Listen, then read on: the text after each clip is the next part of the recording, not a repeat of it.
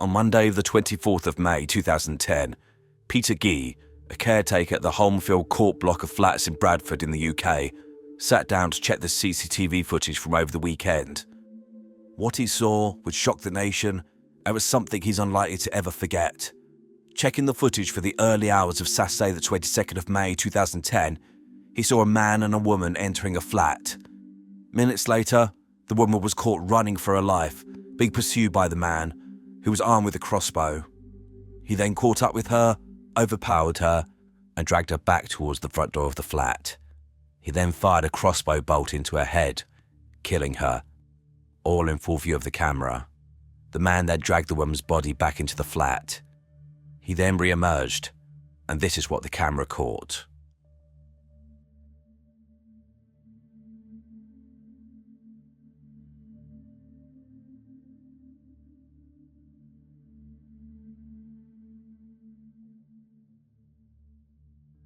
The man was Stephen Griffiths, a British serial killer who just killed his last victim. He ended the lives of at least 3 women between 2009 and 2010, and, when in court, proudly called himself the Crossbow Cannibal. Welcome to Evil Among Us. Stephen Sean Griffiths was born on December the 24th, 1969, in the market town of Dewsbury in West Yorkshire in the UK. He was the first of 3 children, to his mother Moira and his father, also called Stephen. The marriage broke down when Griffiths was 13, and the children and Moira moved into a council flat in the town of Wakefield. Griffiths' childhood was anything but normal, and it's clear he was exposed to extremely problematic behaviour, which shaped his future crimes. Specifically, his mother Moira would leave the children alone most nights, going out whilst dressed provocatively, and she would return with different men each time. As one neighbour stated, quote, "She would go out in the garden stark naked and have sex with different men in full view of the neighbours. People would complain about it, but she didn't care." Her children, including Griffiths, would also witness this behaviour. Rumours circulated that Moira was a prostitute, and the ridicule from his classmates was something else that Griffiths had to deal with. In addition, Moira was also a criminal, and in 2007, she was convicted of falsely claiming £8,500 in benefits. In contrast, it appears that his father Stephen tried to help his son and saved every penny he could to send him to private school, specifically Queen Elizabeth Grammar School in Wakefield, where tuition is about £10,000 a year. As an aside, this is the same school where the acid bath murderer, John Haigh, was educated before he went on to kill at least 6 people in the 1940s, before dissolving their bodies in acid. Anyway, despite the prestigious education, it appears the damage had already been done, with Griffiths being described as a loner and strange by those who knew him. Griffiths appeared extremely socially awkward, had few friends, and made no real attempt to become part of his school community, or any community for that matter. Instead, it appears that Griffiths, by the point he was a teenager, had devolved into his own little world, which revolved around a fascination with serial killers, violent films, weapons, martial arts, and harming animals.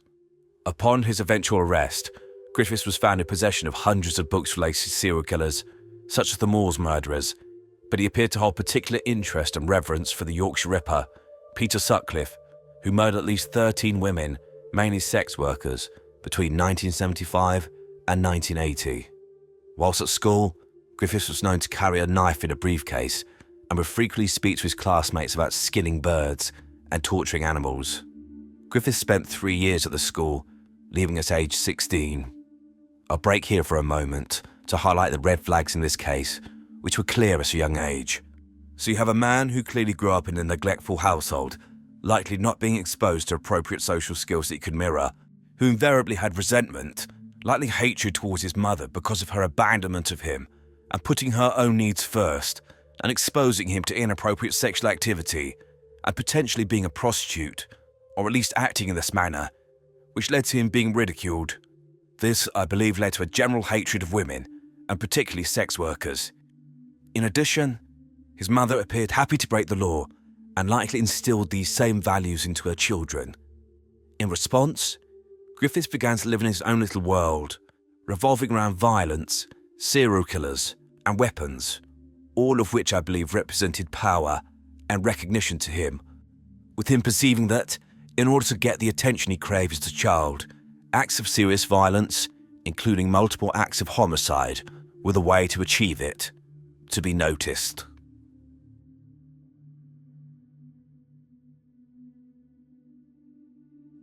It didn't take Griffiths long to start falling foul of the law, with his first conviction coming when he was 17 years old, when he attacked a supermarket manager with a knife, when he tried to stop him shoplifting, something Griffiths would do regularly. For this incident, Griffiths was sent to prison for 3 years, and, during this time, he told various professionals, including a probation officer and psychiatrist, that he had fantasized about becoming a serial killer and believed he would begin killing people before the age of 30 years old. In 1989, at age 19, Griffiths was again back before the court for possession of an offensive weapon, specifically a BB gun, which he would apparently use to shoot birds, which he would then take home and dissect. Just 2 years later, in 1991, Griffiths was sentenced to 2 years in prison for holding a knife to a woman's throat. However, I haven't been able to find any information about who this woman was and the particular circumstances.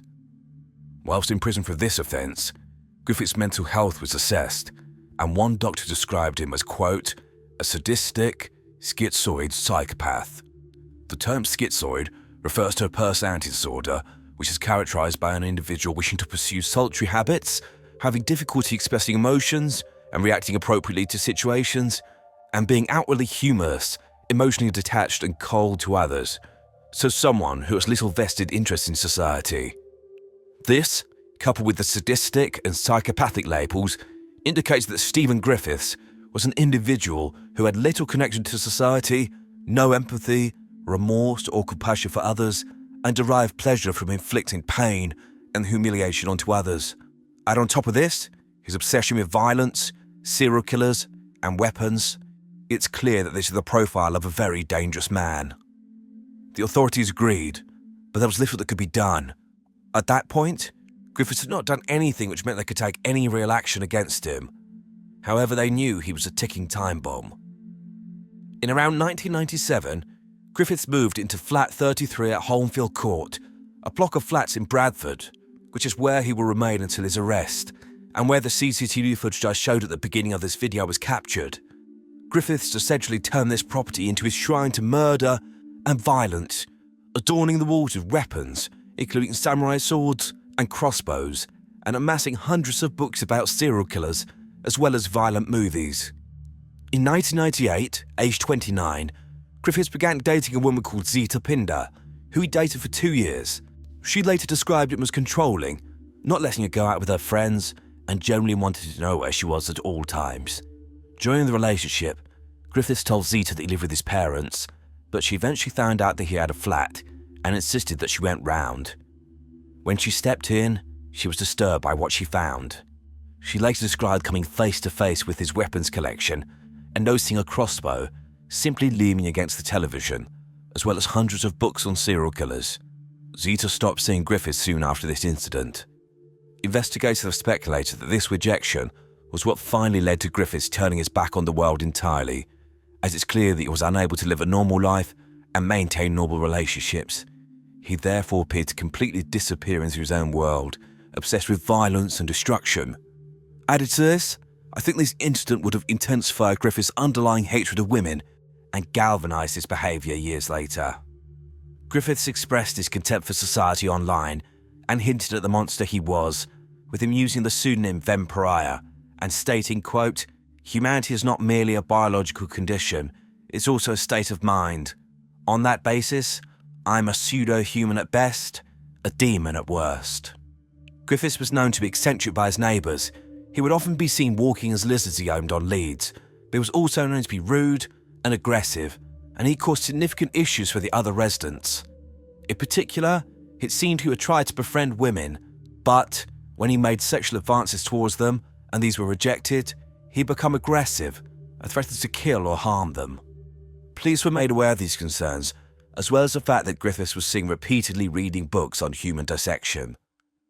Between 2007 and 2009, the year the murders began, police were receiving ever-increasing levels of complaints about Griffiths' behaviour and demeanour, and on at least one occasion they seized some weapons from his property.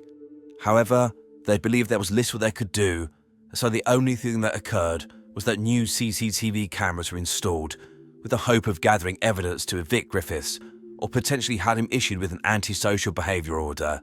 These cameras, however, would eventually capture the murder of a young woman and lay bare the depravity of Stephen Griffiths. It should be pointed out that Stephen Griffiths was an intelligent, educated and cunning man. In around 2003, he obtained a bachelor's degree in psychology and, in 2004, enrolled on a part-time PhD course at the University of Bradford, which he was studying when he was eventually arrested. His thesis was going to be on 19th century murders in the Bradford area, so essentially Griffiths was spending his entire time obsessing over killers and was taking qualifications to be called doctor and become an expert in this field. Anyway, his intelligence is also demonstrated by the planning that Griffiths took before he committed his murders. Firstly, teaching himself human dissection from reading books, but also getting to know his prey, with him starting friendships with sex workers in the local area and often inviting them back to his flat for a drink, meaning that, at the time of the murders, he was known within these circles as a friendly, unassuming man. This was clearly the superficial charm associated with Griffith's psychopathy, which hid his true, horrific intent, which became apparent in June 2009 when he put his plan to become a famous serial killer into action.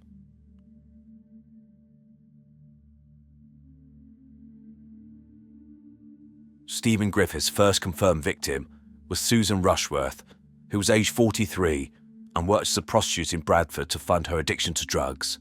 However, this was not all she was. This is not what any of his victims were, not even close. With regards to Susan, she was a mother of 3 children, a grandmother, and she had other family who dearly loved her. She was last seen alive getting off a bus on the 22nd of June 2009 in Bradford town centre. What happened to her is only known through Griffith's confession, with him stating that he met her and invited her to his flat later that day, and, when she was in the property, he beat her to death with a hammer and then dismembered her body in the bathtub. He claimed to have eaten parts of Susan's body after cooking them. He then disposed of her body parts, but has never revealed where. Confirmation of Griffith's story came when DNA analysis in his flat found significant blood splatter in the property, which was identified as belonging to Susan. At 10 p.m. on the 26th of April 2010, Griffith's second confirmed victim, 31-year-old Shelley Armitage, was last seen alive working in Rebecca Street in Bradford's red light district, close to the city centre. It's assumed that soon after this, Griffiths approached her and invited her back to his flat. When she stepped in, she was attacked, and it's believed that she was killed when Griffiths fired a crossbow bolt into her body, but also potentially stabbed her. Police later recovered horrific video camera footage of Shelley's naked and apparently lifeless body, which had been filled by Griffiths. She had the words, quote, "My sex slave," daubed in black spray paint on her back. Griffiths was heard in the video chanting, quote, "I am then Pryor. I'm the bloodbath artist. Here is a model who's assisting me." Griffiths later claimed he cooked and eaten parts of Shelley's body. Griffiths then took Shelley's body to the bathroom and dismembered her, dumping her remains at the River Aire, approximately 40 miles away from the site of the murder. At the end of May 2010, human remains were found in the river and subsequently identified as belonging to Shelley. This included part of her spine, which confirmed that she must be deceased. Her father had to identify his daughter from a screenshot that the police had taken from the video shot by Griffiths, but they were only able to show her face to him due to what he'd done to her body.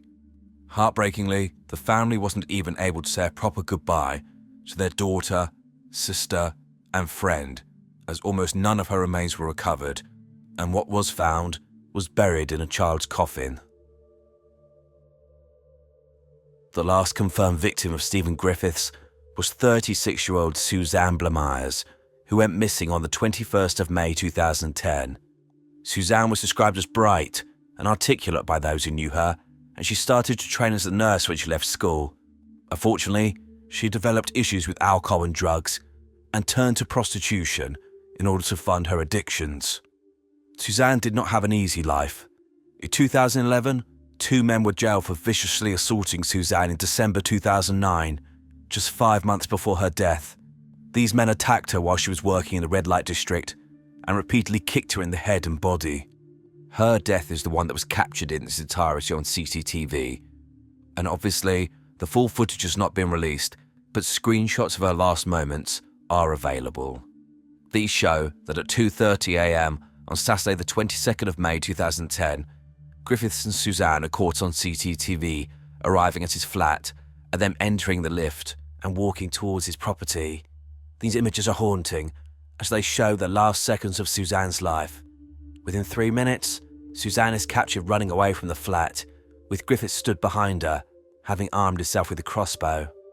This horrific image shows the murderous intent in Griffiths' face as he chases Suzanne and then fired a crossbow bolt into her head, killing her before dragging her body into his flat. It seems that Griffiths may not have noticed the relatively new CCTV cameras which had captured his every move, and when he saw them, rather than shy away, he used this as an opportunity to show his complete contempt for human life, sticking his finger up whilst holding the murder weapon. Griffiths set about dismembering Suzanne's body and again dumped her remains like rubbish in the River Aire, but again only small pieces of her body were ever recovered. Griffiths must have known that the CCTV footage would lead to his arrest, and on Monday the 24th of May 2010, after Peter Gee had seen the video, armed police descended on the flat and Griffiths was waiting for them. As he was arrested, he proudly told officers, "I've killed a lot more than Suzanne Blamires. I've killed loads." Clearly, in Griffiths' sick mind, the main event was about to begin. He now had a captive audience and was going to get the attention he'd always craved. Stephen Griffiths admitted his crimes immediately, and the following clip shows a portion of his interview where the police are trying to establish where he dumped the remains of one of his victims, although it's not clear which one. And what sort of location have you put them in? If you can't tell us where, what sort of location have you put them? I don't know. Where a robot, where a computer would put it. You know, a rational, emotionless aberration would put it.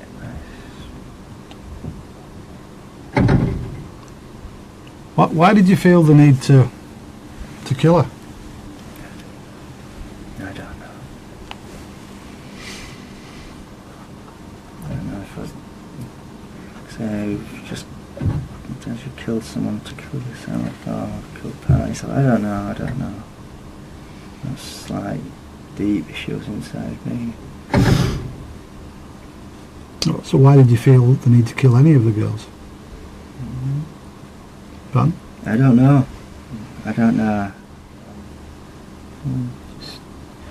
Well, I'm misanthropic. I don't have much time for the human race. There's so much to unpack here. Part of Stephen Griffiths' tone of voice is down to his Yorkshire accent, but it's also clear that he's indifferent to the suffering he's caused. He's almost bored by the interview. I imagine this is because he's having questions fired at him and he's not in control, which is not the sort of attention he wanted. Stephen Griffiths was subsequently charged with 3 counts of murder and remanded into custody to await his day in court.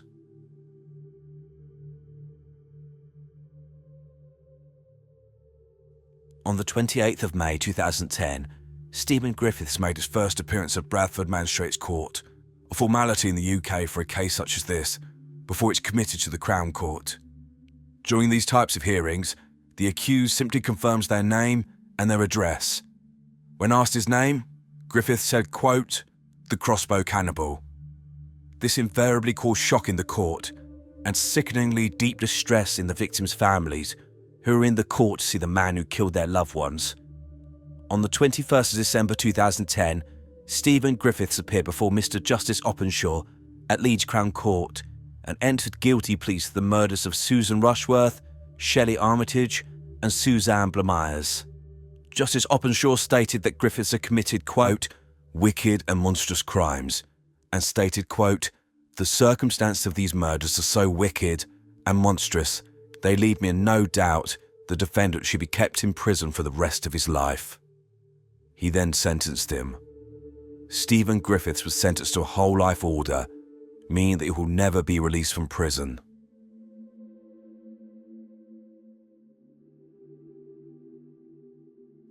I'm tempted to refer to Stephen Griffiths as a pathetic, attention-seeking loser, and, whilst this is not very professional or a clinical description, I believe it's accurate. I've already given some of my thoughts about him, in that I think that his troubled childhood led him developing a hatred of women, specifically prostitutes, and, whilst he appeared to have contempt for society as a whole, these individuals represented, in his mind, an even lower form of life. Killing them served two purposes. First, it eradicated these type of people from society, but also gave him the attention he desperately craved, with him inevitably fantasizing about receiving the same notoriety as the serial killers he idolized. However, I don't believe that Griffiths was a cannibal. I've not seen any evidence, i.e. forensics of kitchen utensils, etc., which should indicate that this was true. Instead, I think it's interesting that Chaig, the Attid murderer who went to the same school as Griffiths, made similar claims after his arrest, with him stating that he'd drunk the blood of his victims. He later admitted this was a lie. I think that he was trying to set up a defence of insanity to avoid the hangman. That one didn't work, but also to shock others and revel in his crimes. I think the same is true of Griffiths. Calling himself a cannibal was his way of shocking people, gaining notoriety and making himself feel big and powerful, whilst also compounding the horror that his victims' poor families had to endure. However, recognition and attention only last so long, and it's reported that Stephen Griffiths has attempted suicide on repeated occasions since his imprisonment, including going on a 120-day hunger strike in 2011. It appears that Griffiths would act in this manner when other high-profile prisoners were getting attention in the press, so he clearly was desperate to refocus attention to himself. Griffiths was also attacked in prison in 2019, during which a prisoner stabbed him in the chest with a wooden spear they'd made. If that's not poetic justice, I'm not sure what is. Stephen Griffiths is currently 53 years old and will spend the rest of his miserable life in prison, which is exactly what he deserves, hopefully slipping into obscurity and eventually nothingness. The women he killed are, unfortunately, defined by their profession in the press, which really irks me. It took me a lot of research to find information about them outside of this, but they were mothers, daughters, sisters, grandmothers and friends to people who loved them and who mourned their passing. They inevitably had aspirations to their life, but fell on hard times and were forced to make decisions which I imagine they hated, but saw that they had no choice. They were human beings who did not deserve to have their lives ended in such a horrific manner. Their names again were Susan Rushworth, Shelley Armitage, and Suzanne Blamires. These women deserve to be remembered. Their lives mattered, and I hope they rest in peace. Joachim Kroll was a German serial killer who killed at least 13 girls and women, as well as one man, between 1955 and 1976 in the Ruhr area of West Germany. He was a deranged sexual psychopath who raped, murdered, mutilated, and consumed the flesh of many of his victims. He was eventually caught whilst the body parts of one of his victims was simmering on the stove. Welcome to Evil Among Us. Joachim George Kroll was born on the 17th of April 1933 in Hindenburg, in the former province of Upper Silesia, which is now part of modern Poland. He was one of 8 children. Kroll is described as being a, quote, weak child who was of below average intelligence, with recent estimates putting his IQ at 76, well below what is considered, quote, unquote, average. Kroll was a shy and withdrawn child who was described as a loner who had few friends. He only attended school until the age of 8 due to his learning difficulties, and instead regressed into his own little world in his room. Kroll's father left the family home to fight in World War II, but was taken prisoner by the Russians, and, although it appears he survived the war in a prisoner of war camp, he didn't return back to the family home. Because of the war, the family moved to the Ruhr area of Germany, moving as far from the Eastern Front as they could. Kroll later told police that when he was a teenager, he'd witnessed someone slaughtering pigs, and he'd become sexually aroused by the sight of their blood. Thoughts about strangling, killing, and butchering women and children became the focus of his masturbatory fantasies, it got to the point where he could not get aroused unless he was imagining violence against women and female children. Kroll was a failure with women. He could not speak to them, and when it came to performing sexually, he could not get an erection, so he became fixated on sexual acts with unconscious or dead partners. On the 21st of January 1955, the only real link Kroll had to society, his mother, died. She appears to be the only reason he did not escalate his behaviour before. Within weeks, Kroll began a murder spree that lasted over 20 years, with his crimes escalating in savagery to the point where he committed acts of pure evil.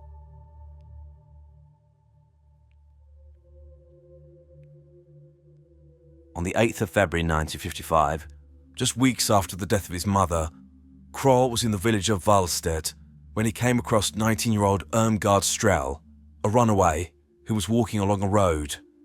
Kroll invites her to go for a walk into the woods. Around 120 metres into the woods and out of view of the road, Kroll tried to kiss Irmgard. She resisted. He then stabbed her 4 times in the neck, then strangled her before raping her. It seems likely while she was still alive, and then also after she died. He also cut her stomach open, so she was found with her guts hanging out of her body when she was found 5 days later. A large quantity of semen was found in and on her body, which led police to believe they were looking for more than one attacker. At some point in 1956, Kroll strangled to death and raped 12-year-old Erika Schilletter in an area of Germany where the city of Bottrop now stands. It's believed that there was then a break of around 3 years until Kroll claimed his next victim, and this appears in part to him being careful about his offending.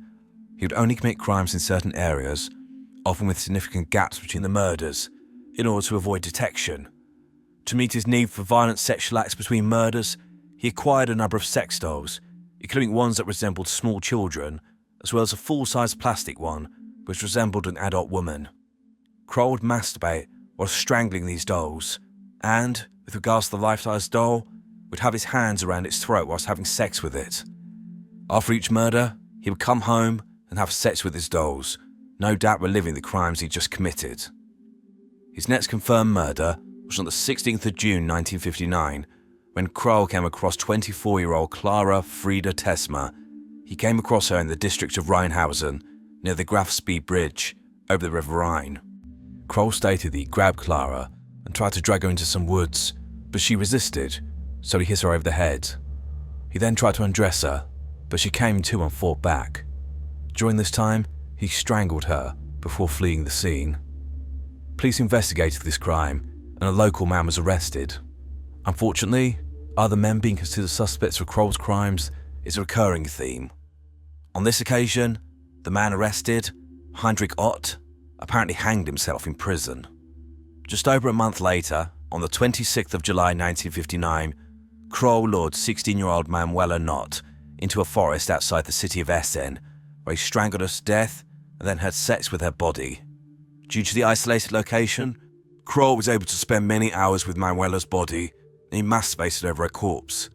When her body was found, the amount of semen at the crime scene, again they'd investigators believed that she had been attacked by multiple men.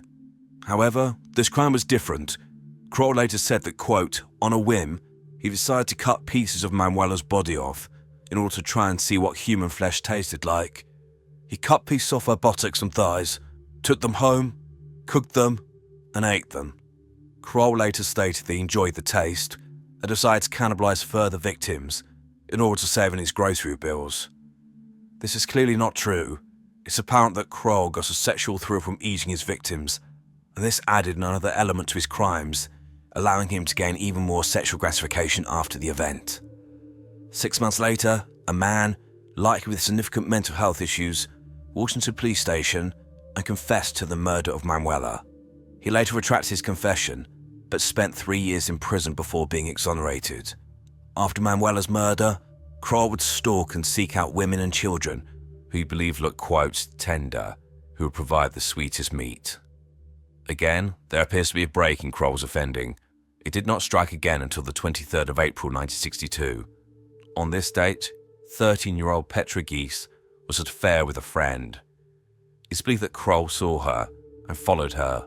then lured her into some woods outside the town of Dinslaken before strangling her with her own scarf, raping her, and then mutilating her body. Kroll removed both of Petra's buttocks before sawing off her hand and left forearm. He then took these home and ate them. The next day, her body was found, and police quickly made an arrest, a local man who had a previous history of sex offences. He was tried, convicted, and sent to prison for 12 years, eventually serving 6 before he was released. On the 4th of June 1962, 13-year-old Monica Taffel was walking to school in the Duisburg district of Walsum. Unfortunately, Kroll was also in the area, looking for someone to kill and eat. Kroll approached Monica when she was on an isolated stretch of road and dragged her into a rye field.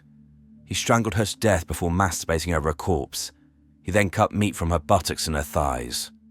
When Monica did not return home from school, her frantic parents called the police, who launched an extensive search, including use of a police helicopter. Her broken body was seen from the air, and officers went and recovered her remains. It was noted that the pieces of meat cut from her body were around the size of steaks. Again, a local man was arrested, 34-year-old Walter Quicker, but he was soon released. However, his neighbours thought he was guilty, and he lost everything as a result of his arrest. In October 1962, he went into some nearby woods and hanged himself. Victim 7 was 12-year-old Barbara Bruder, who was abducted by Kroll on the 3rd of September 1962, as she walked from her home to a playground in Lutzenkirchen. Kroll strangled her to death, then had sex with her corpse. Her body was never found. On the 2nd of August 1965, Kroll was lurking around a lover's lane in Grossenbaum when he came across a car containing 25-year-old Hermann Schmitz and Marion Wien. Some reports say the pair were just sitting in the car, others state that Kroll watched the pair have sex. Regardless, he snuck up on the vehicle and used a knife to deflate one of the tyres. Hermann got out to investigate and was promptly attacked, being stabbed in the heart. Clearly, Kroll's main target was Marion, but she was able to fend him off, get behind the wheel of the car, and drive away. Hermann was Kroll's only male victim. Likely worrying he'd be caught, Kroll went to ground and did not kill again for a year. His next victim was 20-year-old Ursula Rowling, who, on the 13th of September 1966, was at an ice cream parlour in the town of Marl. Kroll saw her and waited for her to leave, which she did at 7 p.m. He then followed her, and when she took a shortcut through a park to get home, he attacked. Kroll described killing Ursula as follows, quote, "I saw this woman in the park. She was young, with short hair.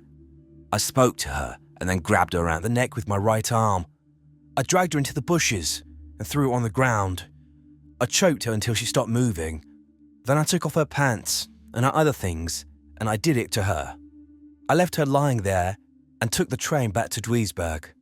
When I got home, I was still hot, and I had it with the doll, and did it with my hand a couple of times." A local man was arrested and questioned about the murder. He was innocent, but tried and convicted in the court of public opinion, and he subsequently committed suicide by drowning himself. 3 months later, on the 2nd of December 1966, Kroll attacked 5-year-old Iona Hark in the city of Wuppertal. Instead of strangling her, he drowned her in a river, stating what to know what it was like to see someone die by drowning. He then raped her corpse and cut meat from her buttocks, shoulders, and thighs, which he took home and ate. Kroll was becoming more confident and more arrogant, and he began to offend closer and closer to Ho, and even target people known to him. In 1967, he settled in the town of Grafenhausen and began to befriend the local children, who called him, quote, uncle. On the 22nd of June 1967, he lured one of these children into a field and showed them pornography, hoping they would become sexually aroused. When they did not, and they ran away screaming, Kroll chased this child and began to choke her.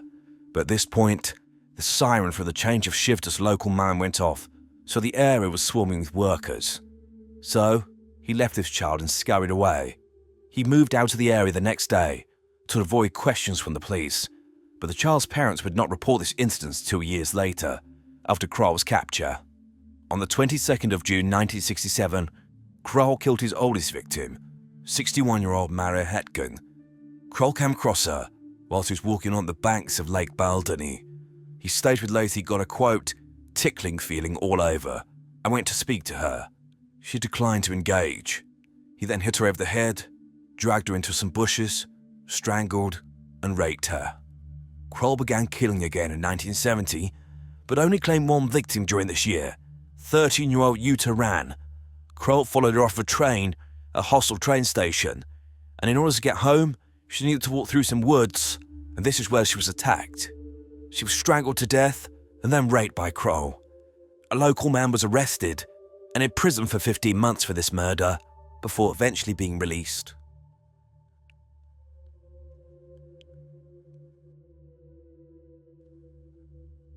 Kroll's rampage was finally brought to an end in 1976, but only because of his own stupidity and arrogance. During this year, 10-year-old Corinne Topher was raped and strangled on her way to school in the town of Dinslaken. On the 3rd of July 1976, Kroll's 14th and last victim, 4-year-old Marion Ketter, disappeared from a playground in the Lahr district of Duisburg. This was the same area that Kroll was living in and only a short distance away from his apartment block. Rather than killing her in the open and leaving her body, Kroll abducted Marion and took her back to his apartment. He then strangled and raped her before butchering her body. He flushed her internal organs down the communal toilet, which soon became blocked. Later that day, this was noticed by one of his neighbours, who also used the toilet, and he asked Kroll about it. Bizarrely, Kroll said the toilet was, quote, clogged with guts. Seen disposing of bloody clothing in a bin outside. The next day, police were searching for the missing girl and making house-to-house inquiries, which led them to Kroll's apartment. The neighbour told police about his strange conversation with Kroll and about the bloody items he had seen him disposing of. The police recovered these items and so were instantly suspicious, and a plumber was called. He confirmed that the drains were blocked with human organs, specifically child's intestines, lungs, kidneys, liver and heart. The police went straight into Kroll's apartment, and what they found inside was like something out of a horror movie. In the freezer, they found bags of human flesh, both from Marion, but it would appear from previous victims. On the stove, they found Marion's severed hand, boiling in a pot with carrots and potatoes.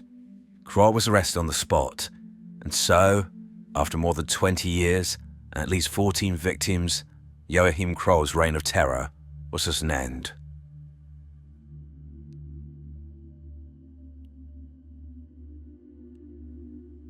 Kroll was originally only suspected of the murder of Marion Ketter, which he freely confessed to.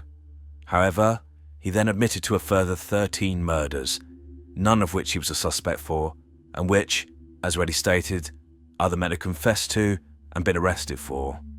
Kroll went into graphic detail about each murder, where he found the victims, what they looked like, and what he did to them. Kroll was taken to each murder site and forced to engage in reenactments to demonstrate what he'd done to his victims. These reconstructions were photographed, leading to, I would suggest, some truly bizarre moments forever captured on film. I assume this was deemed necessary to ensure that Kroll was being honest and was not, like others had before him, making false confessions. Bizarrely, Kroll seemed to think that because he confessed to multiple murders, he would then receive an operation to rid him of his homicidal tendencies and then be released back into the community.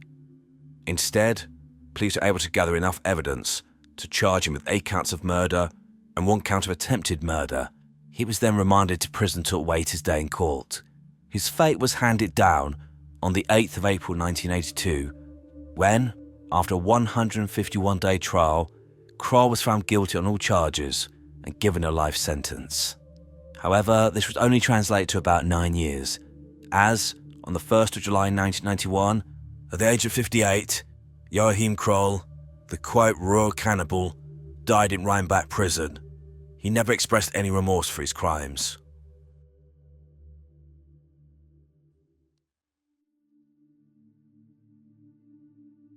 I must confess that I didn't know about the crimes of Joachim Kroll before making this video. I'm surprised it's not more well known.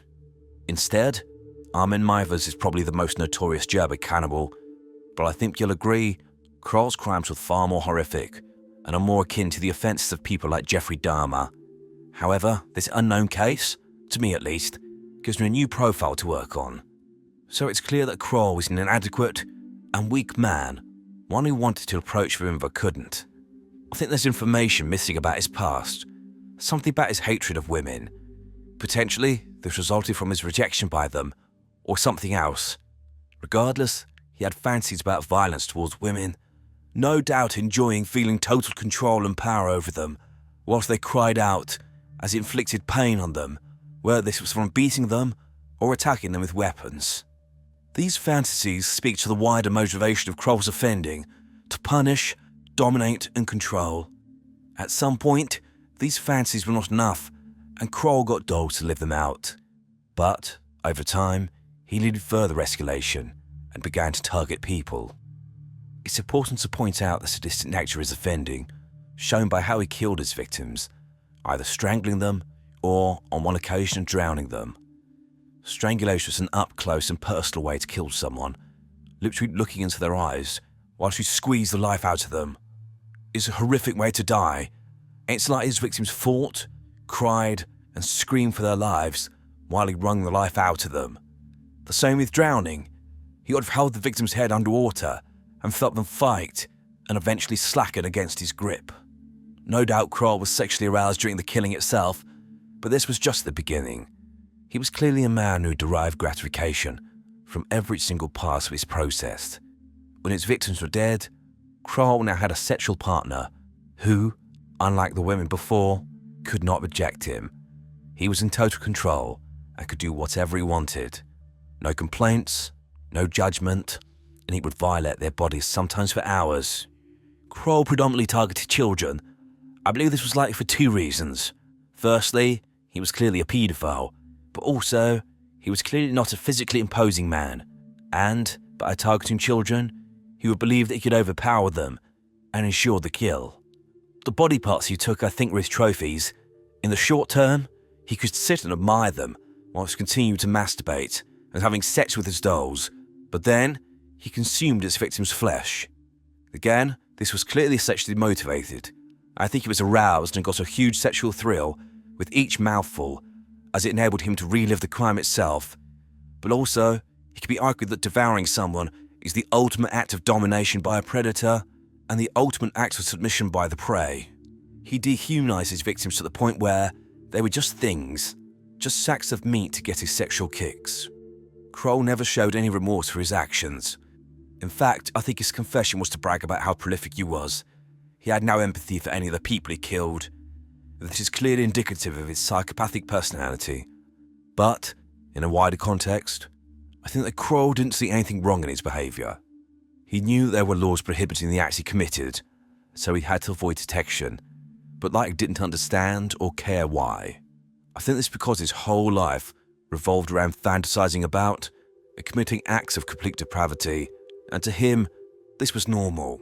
His complete disconnect from the reality of how others saw his behaviour, I think, was shown by him believing that the authorities would simply give him some sort of operation, stop him killing, and then pat him on the head and send him on his way.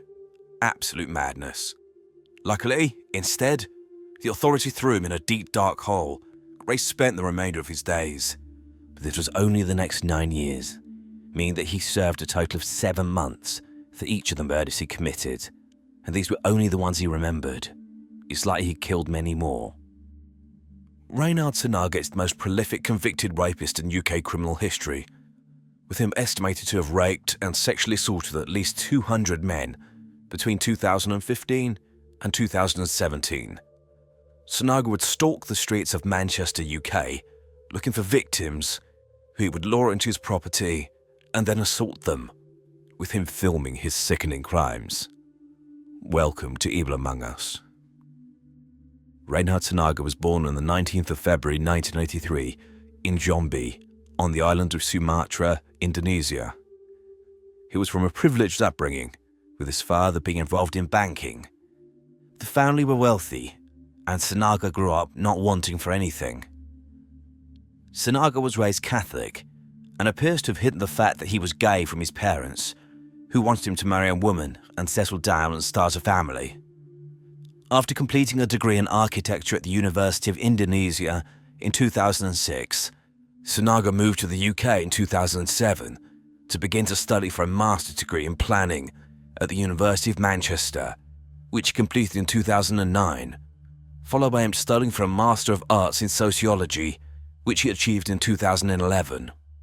He then remained living in Manchester, and in 2012 he began to study for his doctorate degree in human geography, with him working on his thesis at the time of his arrest in 2017. During his time in the UK, Sinaga lived openly as a gay man and was sexually promiscuous. He would, however, change completely when his parents came to visit or when he would return home to Indonesia, with them apparently having no idea of his sexual orientation until his trial. Sinaga's base for his attacks was a flat in Princes Street, Manchester, right in the heart of the city and at the centre of the nightlife. His road was somewhere that people staggering home from a night out would pass by. People who met Sinaga saw an unassuming, 5'7", bespectacled, thin man. His social media presence showed the face he wished to portray to others. There were people who identified issues with him, which we'll return to later, but everyone who knew him was shocked by the monster he truly was. This would only be revealed in 2017, when his rampage was finally brought to an end by the police. In order to outline the horror in this case, it's necessary to start at the end and see how the offences of Sinaga came to light, which began with one phone call to the police on the 2nd of June 2017. On this date, the police received a phone call from a 21-year-old rugby player who stated that Sinaga had tried to rape him. This man said that he'd been on his way home from a night out when Sinaga had ushered him into his property. In his intoxicated state, the man agreed. Sinaga then tried to drug this man and was trying to rape him when he woke up, and he managed to fight him off. Sinaga was no match for a rugby player and, to put it mildly, he had the shit kicked out of him. The police attended and found Sinaga barely conscious on the floor, and initially they arrested the rugby player for causing grievous bodily harm, but they were suspicious of Sinaga and accompanied him to the hospital where he was chained to the bed. They seized his mobile phone from the property and demanded the PIN number from him. Sinaga initially gave the wrong PIN number, but eventually gave the right one, and the police officers were confronted with the video of Sinaga attacking the rugby player, which showed, unfortunately, that this individual had already been raped before he came to. Sinaga was arrested in the hospital bed for a single count of rape, but this was just the tip of the iceberg. Police returned to Sinaga's property and recovered dozens of phones, driving licenses, student IDs, wallets, watches, and Facebook screen grabs of men. All of these men were those that Sinaga had raped, and these were his trophies of his crimes. The true horror, though, was found on the phone the police had taken initially, and on this phone was hundreds of hours of Sinaga raping and sexually assaulting men. Sinaga anally raped almost all of his victims and would ejaculate both inside them and on their bodies. He used a condom during only one of his attacks, and, by some miracle, is not known to have infected any of his victims. This is based on the fact that he tested negative for all sexually transmitted diseases upon his arrest. This, of course, doesn't discount that he previously had an STD and then got it treated. He would also kiss his victims' bodies and on their mouths. Most of his victims were raped repeatedly over a number of hours. I feel sorry for the police officers who had to watch each and every one of these sickening videos.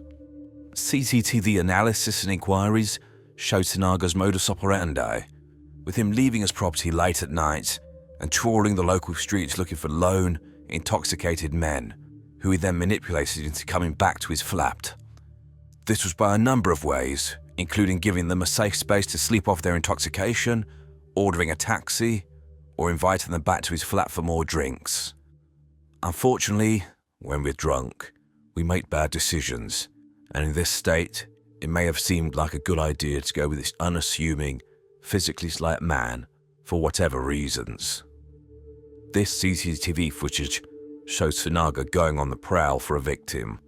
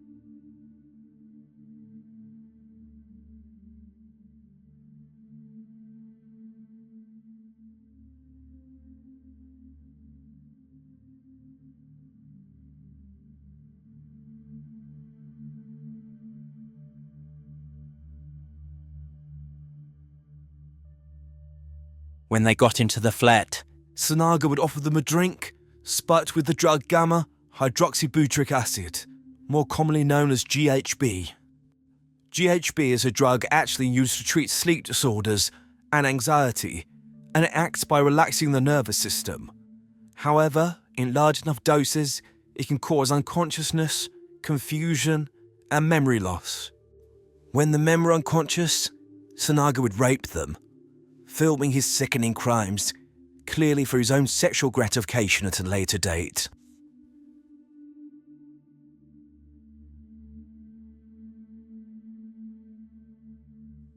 Police inquiries established that the first attack they could prove was on New Year's Day 2015, when a man was out for a night out, and the next thing he remembered was coming to, covered in vomit in Sanaga's flat, with no idea how he got there. Sanaga feigned concern and gave some story about this victim being too drunk to get home, and he gave him a place to stay. The victim actually apologized to Sanaga and went on his way, not knowing until 2 years later that he had been raped. Sanaga's thoughts would prowl the street most nights and committed several rapes per month. The police had the heartbreaking task of informing the victims of his offences. Using Sanaga's trophies and the content of the videos, they were able to identify 48 victims who they had to contact individually and inform them that they had been raped. Almost all of them had no idea that anything had happened to them, and the bottom of their world must have dropped out.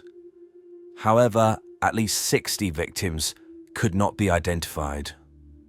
Forensic analysis and detailed police work led to Sanaga being suspected of raping at least 206 men between January 2015 and his arrest in 2017. Let that number sink in. At least 206 men raped by this man in a 2.5-year period. Sanaga's method did not change, and he simply gave some sort of excuse when these people woke up to explain their presence in his flat, with him knowing full well they couldn't actually remember the true horror of their experience. Some people may be questioning why no one reported his behaviour to the police or suspected they had been raped. The unfortunate truth is that I believe that some of them probably did suspect they'd been raped, but there's such a stigma about male sexual assault that they probably felt so ashamed, so violated and so dirty that they didn't want to admit to themselves or others what had happened. However, as will be illustrated later, a lot of his victims showed extraordinary bravery later on in court.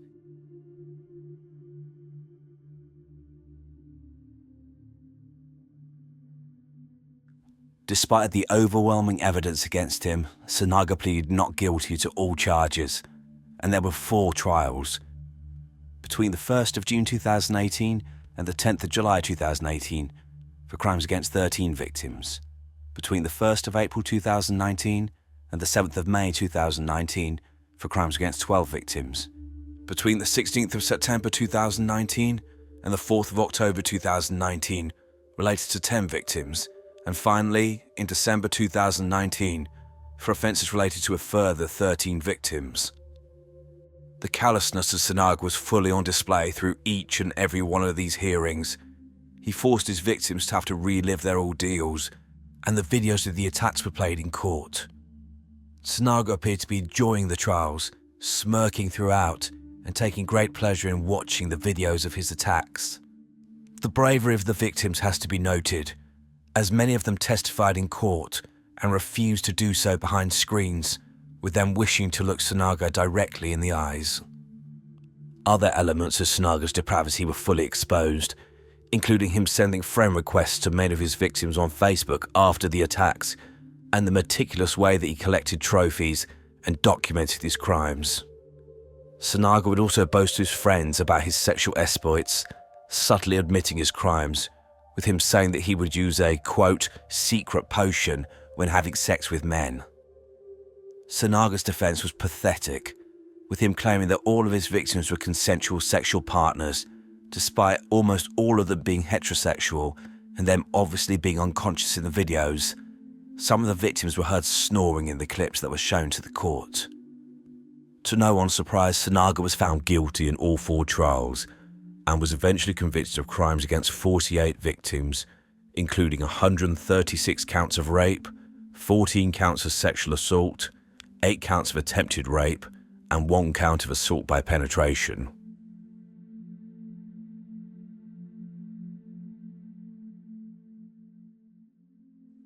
Sanaga was sentenced at the conclusion of each trial, but I want to focus on the sentence from his last trial in December 2019, which occurred on January the 6th, 2020, in front of Judge Suzanne Goddard KC. She stated, quote, "You are a man of some intelligence and cunning who has tried to counter each and every twist in the prosecution case as you gave evidence, hopeless though your efforts were. You showed no shame or remorse as the jury had to view hours of the most intimate footage. Your actions show you are a dangerous, deeply disturbed and perverted individual with no sense of reality. You described yourself as having behaved tenderly to the males who fell into your clutches. Nothing could be further from the truth. All of your actions were cold and calculated to avoid the males waking up during sex. You persisted in your denials of guilt in spite of the overwhelming nature of the evidence against you and the previous jury verdicts. You gave no thought to the deep distress and lasting psychological damage you will have caused these young men." Reference was also made to a probation pre-sentence report, where the author wrote, quote, "I am unable to conclude that Mr. Sanaga is anything other than extremely dangerous. His level of denial and the additional trials that are pending make it unlikely that the prison or probation service will make any progress with him in the foreseeable future." The judge then sentenced him. Reynard Sanaga was sentenced to life imprisonment with a minimum tariff of 30 years in prison before he's able to apply for parole. This was then increased to 40 years at the Court of Appeal on the 11th of December 2020. This means Sanaga's earliest release date is 2060, when it will be 77 years of age. Given the level of danger he poses and his remorselessness, I think there's a strong likelihood that this man will spend the rest of his life behind bars.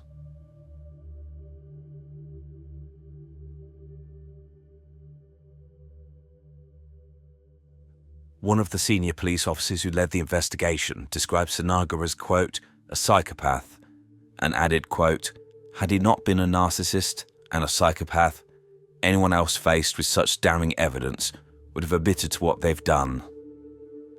I would agree with this wholeheartedly, and there are elements of Sanaga's personality noted by friends which give an idea of the sort of man he was. He was deeply self-absorbed, obsessed with his own physical appearance and his importance to the world in general. One of his former housemates claimed that they actually had an argument with Sanaga because he was convinced that if he died, all life would come to an end. He couldn't seem to imagine the world continuing without him due to how important he was. He was an extreme narcissist. I believe that Sanaga is a man without any conscience or any remorse. Everyone in the world is there for him, and he can use and abuse as much as he wants. I think that he sees no problem with raping these men. They were there for his pleasure, and their level of consent and the horrific emotional and psychological harm his actions caused were secondary to him getting his needs met. Potentially his self-entitled attitudes and beliefs stem from his privileged upbringing. Sanaga primarily targeted heterosexual men, and I think this gave him a thrill, but also enabled him to further degrade them, with him believing that these straight males would be especially traumatized if they found out they were raped by a man. I think that Sanaga pleaded not guilty in order to be the center of attention and to relive his crimes over and over again. This man is an absolute monster. Police believe that Sanaga began sexually assaulting men as far back as 2005, when he was in Indonesia, and I have little doubt that the 206 victims he created in the UK is likely just a small proportion of the true number of people he violated in both countries. It is possible that Reynard Sanaga is the most prolific rapist not only in the UK, but potentially in the world. Hopefully he will never be released. In 2014, Breck Bednar was a 14-year-old schoolboy, and like many children his age, he spent time online gaming and chatting to his friends. Unfortunately, he was targeted and groomed by 18-year-old Lewis Daines, an extremely disturbed and dangerous man who murdered Breck. He then tried to cover his tracks by making the following call to the police. Essex Police Emergency. Hi there. Okay. Hello. I need police and a forensics team to my address, please. What do you mean? What's happened? My friend and I got into an altercation, and I'm the only one who came out alive.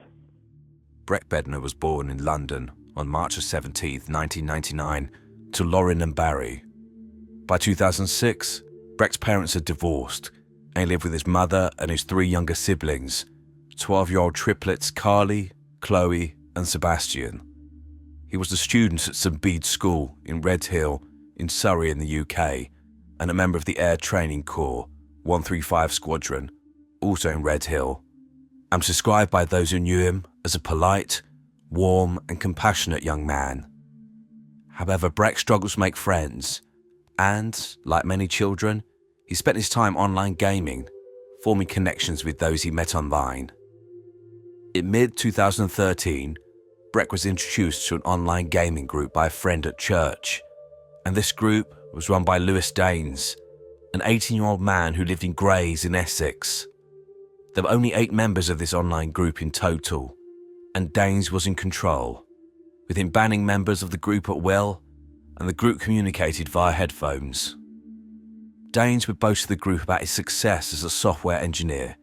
He claimed to live in New York, own various properties, and work for the government on top-secret projects. He also told them he had donated $2.5 million in Bitcoin to rebels fighting the government forces in Syria. Daines claimed to be a millionaire, the owner of several companies that were valued in the hundreds of millions of dollars. Daines would make these claims to all the members of the group, but it appears that as time progressed, he began to hone in on Breck, grooming him.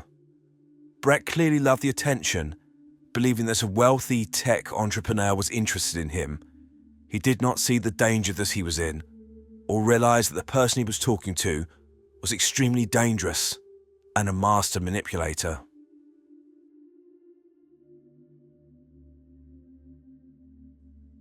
Lewis Daines was born in 1986, and it's reported that he had a troubled life.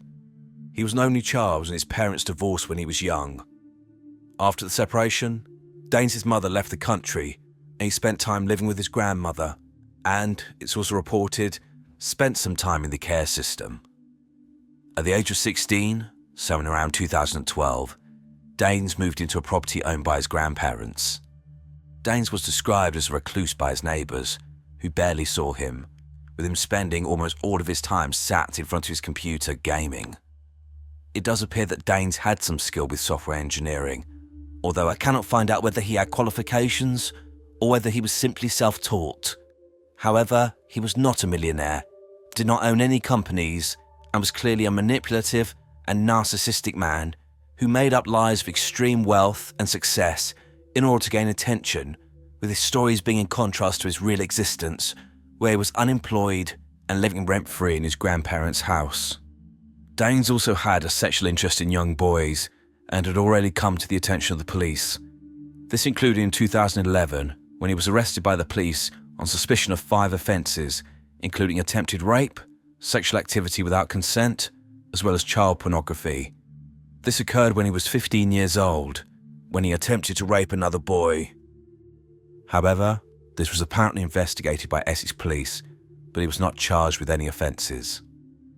It appears that Daines had set upon using gaming to identify and groom male children for sexual purposes, and, in 2013, he had set his sights on Breck Bednar.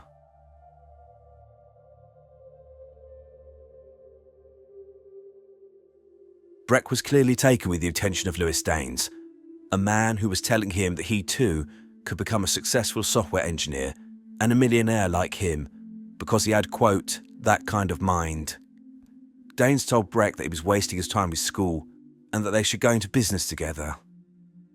Danes used his power to block people online to isolate Breck, with him blocking his friends, and especially those who tried to call him out on his lies. Danes would also get into Breck's head by telling him that his friends were talking about him behind his back, and that he was the only one that he could trust. Lauren began to notice a change in her son's behaviour. He stopped going to church and socialising outside of his bedroom, and would spend most of his time in front of the computer.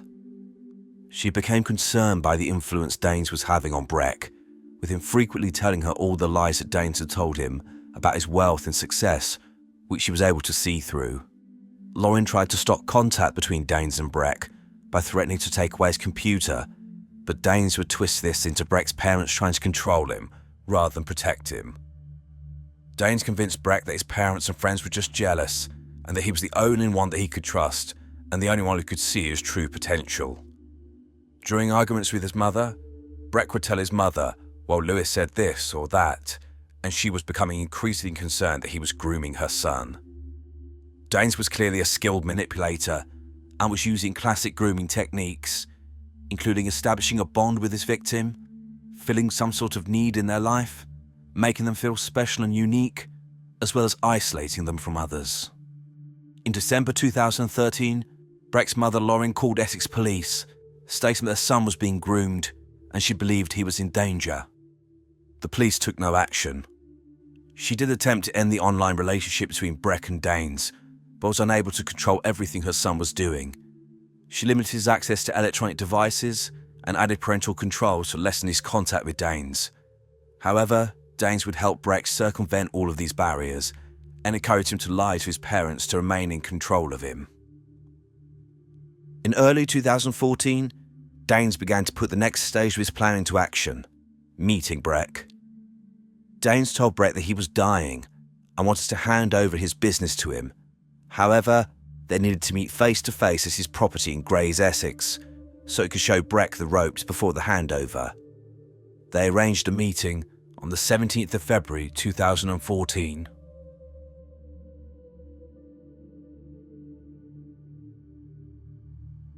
What happened on the 17th of February 2014 at Lewis Danes' property in Grays, Essex, was clearly pre-planned, as in the weeks leading up to this date, he bought duct tape, condoms, syringes, and cable ties.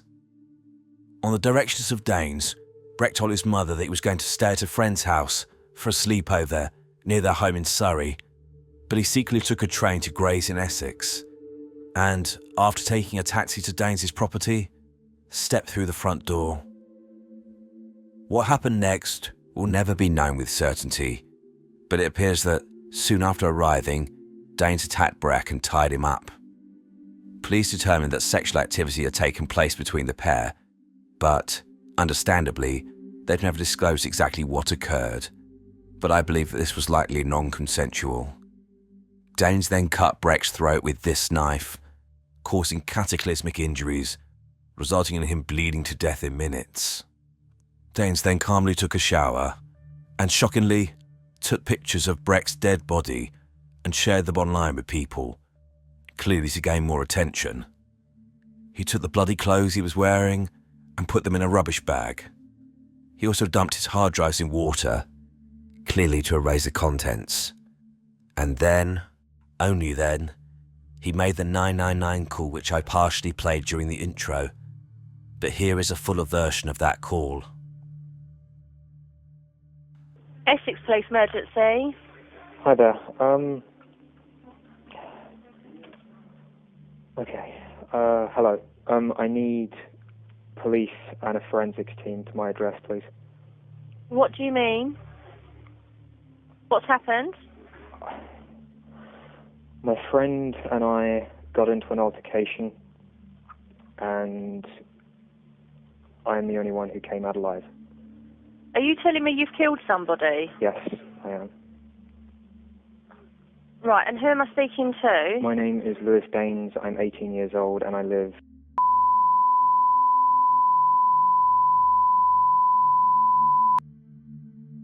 Right, okay. And what's actually happened? My friend came to stay the night with me yesterday, feeling very down, feeling suicidal. And I woke up this morning, he was in a mess. I tried to calm him down. I hugged him, then said that I was there for him. He shrugged me off. Can you just bear with me a second? Don't tell me any more, okay? You're telling me he is definitely dead? Yes, I'm telling you he's definitely dead. Bear with me a second.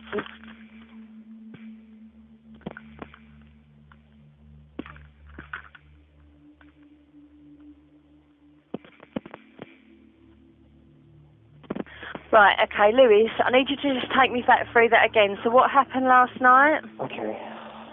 He came to stay with me because he was feeling down. I tried What's my his best. name? Breck.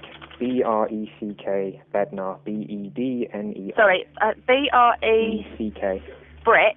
Yes. And then his surname is? Bednar. B-E-D-N-E-R. Okay, so he came to stay with you. I can explain this to the officers when they I will just... I need to take these initial details. I know. He came to stay with me the night. I did my best to comfort him. I woke up this morning. He was in a mess. I tried again. Right, just slow down again, Lewis. I need to take these details. So did you have an argument with him last night? No, we were fine. You were fighting? No, we were fine. We were fine last night. We both went to sleep. I said that we were fine. Okay, but why did he come to stay with you? Because he was fed up with his home life. Right, because he was fed up with his home life. He's had a lot of problems. I've known him for a long time. He came to stay with me. I was in Thailand last week on holiday. He was in Spain on holiday. Right, okay. We both got back. So, met up. you both went to bed, and then what's happened this morning? I woke up. He was just standing up. He was in a mess. Hands on his face. I got up. I put my arms around him, and I said it was okay. He just shrugged me off and said no. I can't remember exactly what he said. He was going on about how he didn't want to go home. He was fed up with his life, and he didn't want to go. Right, and okay.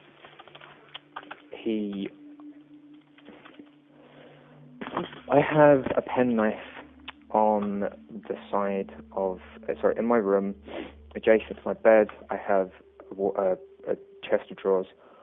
After shaving the TV and stuff on there, I had a penknife on there, folded. He picked it up, opened it, and then lost control. Slow down. Let me just take those details here. Penknife on the bedside table. Brett grabbed this.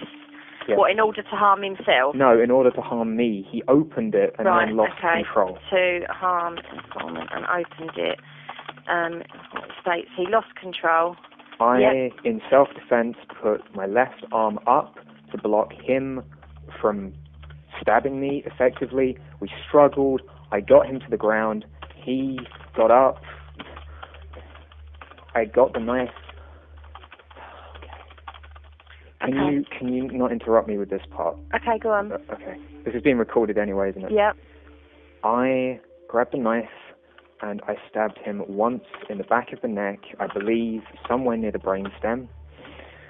He turned around, tried to carry it on, and I think I stumbled on my chest of drawers. I fell over. I got back up, backed away, and then I don't remember exactly what happened, but the fight ended with me cutting his throat. I believe I turned around and I slashed his throat. Right. He fell face first on my bed. I tried to stop the bleeding.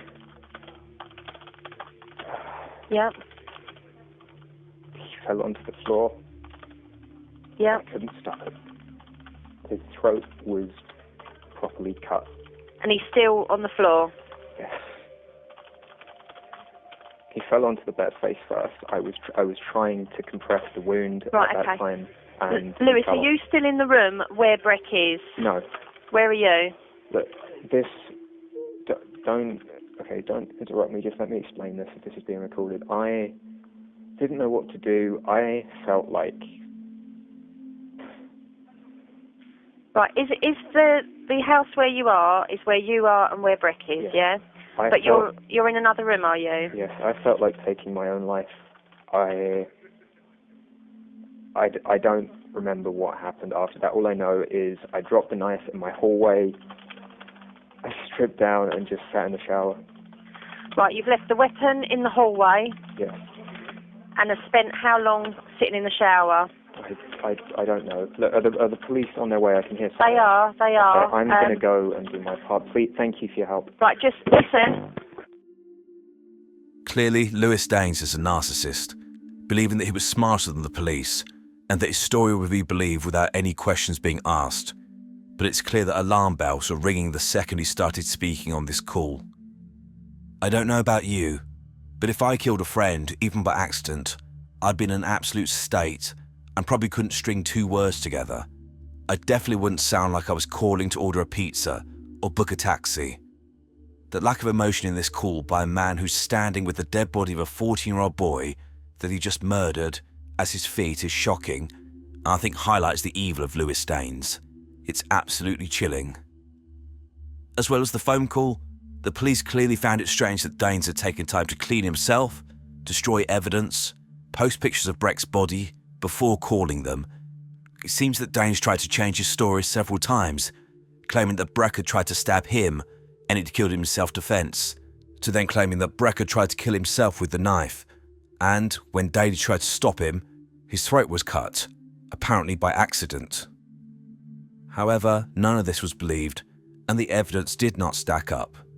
Breck had clearly been bound, and there was no evidence of any altercation between the pair. Lewis Daines was charged with murder.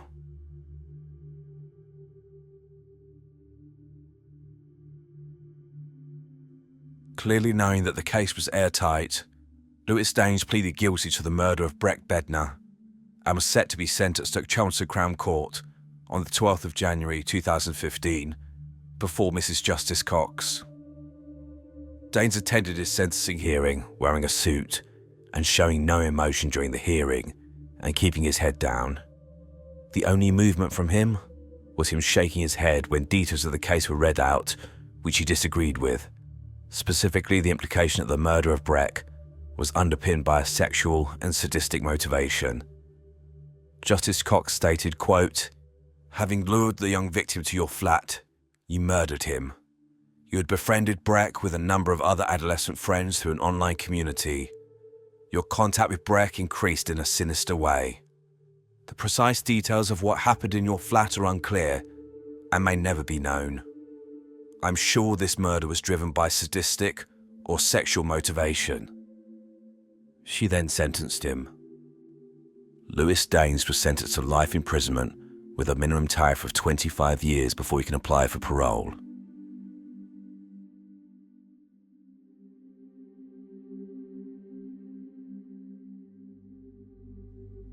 Before analysing Lewis Daines, it's necessary to outline his further behaviour after his imprisonment. Specifically, on the 26th of November 2015, so 10 months after his sentence, 2 blog posts appeared online entitled, quote, "BBC Documentary, Questions to be Asked," and, quote, "Open Letter from Lewis Daines." Both reports have been written and posted by Daines himself. They are sickening postings, and it's clear that the main purpose is to cause further harm to the family whilst continuing to minimise his behaviour. I won't read either out completely, but read out parts and comment on these. So the second post starts with, quote, "The purpose of this statement is not intended to cause further distress to the family and friends of Breck.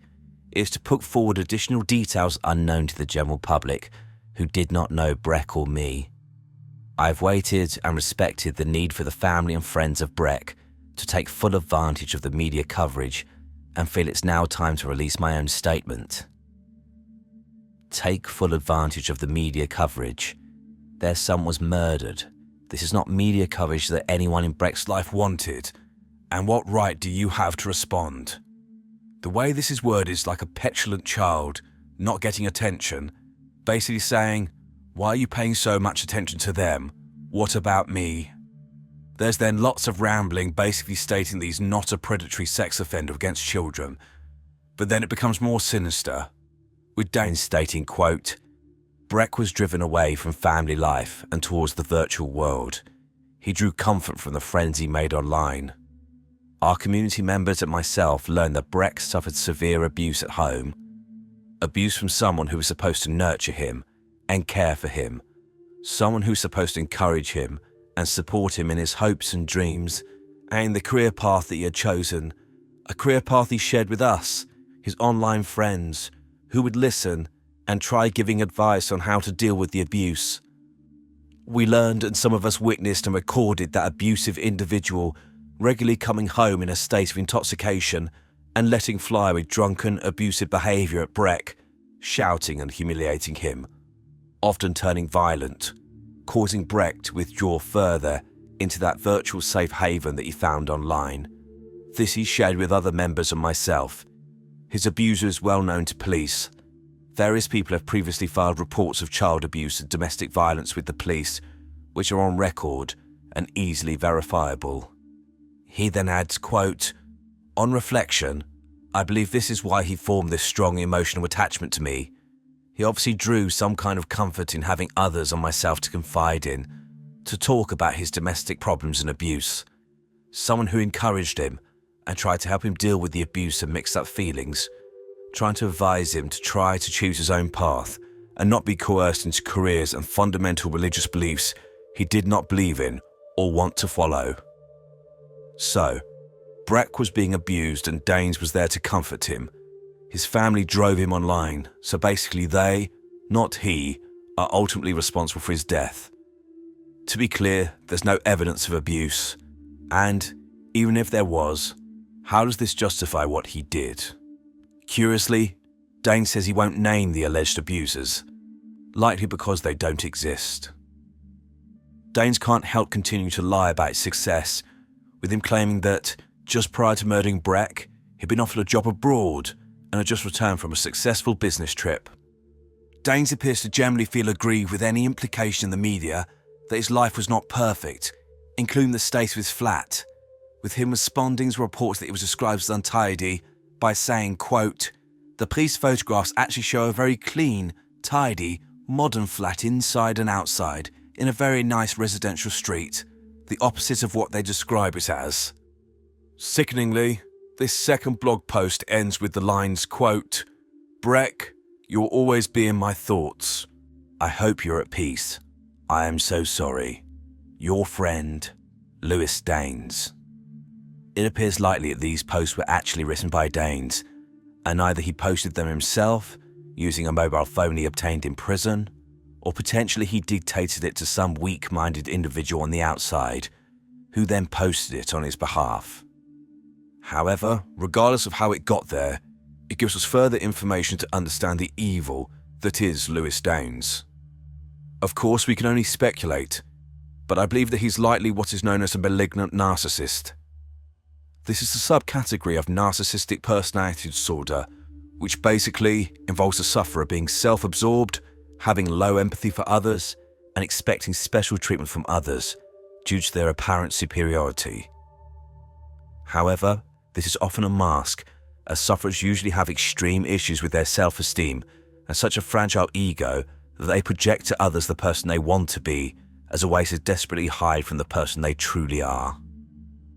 Malignant narcissism is considered a severe form of this condition, with sufferers displaying traits of often extremely abusive behaviour, victimizing others in order to get what they want. Traits of a malignant narcissist include being preoccupied with fantasies about beauty, brilliance, success and power, having an inability to handle criticism, being likely to take advantage of others to get what they want, having a lack of empathy for others, having no remorse for hurting others and no interest in apologizing unless it benefits them, and having a tendency to blame others for their own bad behavior. These individuals are practiced liars and manipulators, and will spin the most amazing tales of success, even if they're clearly lies. And, when confronted, they'll refuse to admit any fault and twist the narratives to make themselves seem like the victim. I think, based on these traits, it's easy to see why I think Lewis Danes fits into this category. He is a man who demanded special treatment from others and felt entitled to engage in sex acts with young boys, and would manipulate and coerce anyone to get his own way. His coldness after killing Breck on the phone call to 999, I think, shows his complete lack of any emotion or empathy. He knew that society would frown on his behaviour, but I think he struggles to understand what the issue is. Hence why he felt the need to comment about the media's portrayal of him. His sole focus is on how others see him. He can't get away from the fact he killed Breck, but of course it's everyone else's fault. It's Breck's family's fault for alleged abuse, and he was actually Breck's protector and his friend. His ego is so fragile that he even had to write about the fact that his flat was clean and tidy, and continued to lie about how successful he was. Personality disorders are lifelong conditions, with sufferers engaging with therapy to manage the traits of their condition. However, narcissists do not tend to seek out or accept treatment, as it would involve acknowledging their issues, letting the mask slip.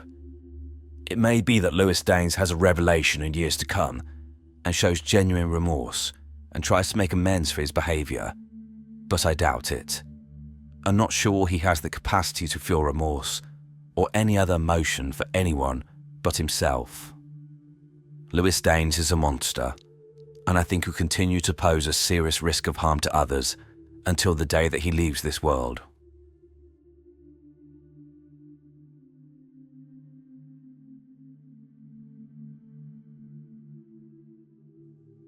The death of Breck destroyed his family's life, and Lauren has been transparent about her struggles to come to terms with the death of her son and best friend, with her explaining that she basically couldn't get out of bed for a year after his death. However, as with many of my videos, it's amazing how brave these people are and how someone keeps going when they've suffered the most horrific of losses. A parent should never have to bury their child. Her heartache must have been compounded when she found out about the blog posts I just mentioned. The family did try to get them taken down, but was stonewalled, with them being told they needed to speak to Daines about removing them. I mean, seriously. Unfortunately, they still exist today. I won't link to them. They don't deserve any attention. Her heart must have further sunk when the Independent Police Complaints Commission cleared Essex Police of any wrongdoing in their handling of this case, specifically not acting on Lauren's call to them in December 2013. Lauren then set up the Breck Foundation, the link to which I'll put in the description. It's a really interesting website where you can volunteer or fundraise for the organisation and book a speaker to come to schools or churches to talk to children about internet safety. They also provide training for teachers on how to spot the signs of grooming.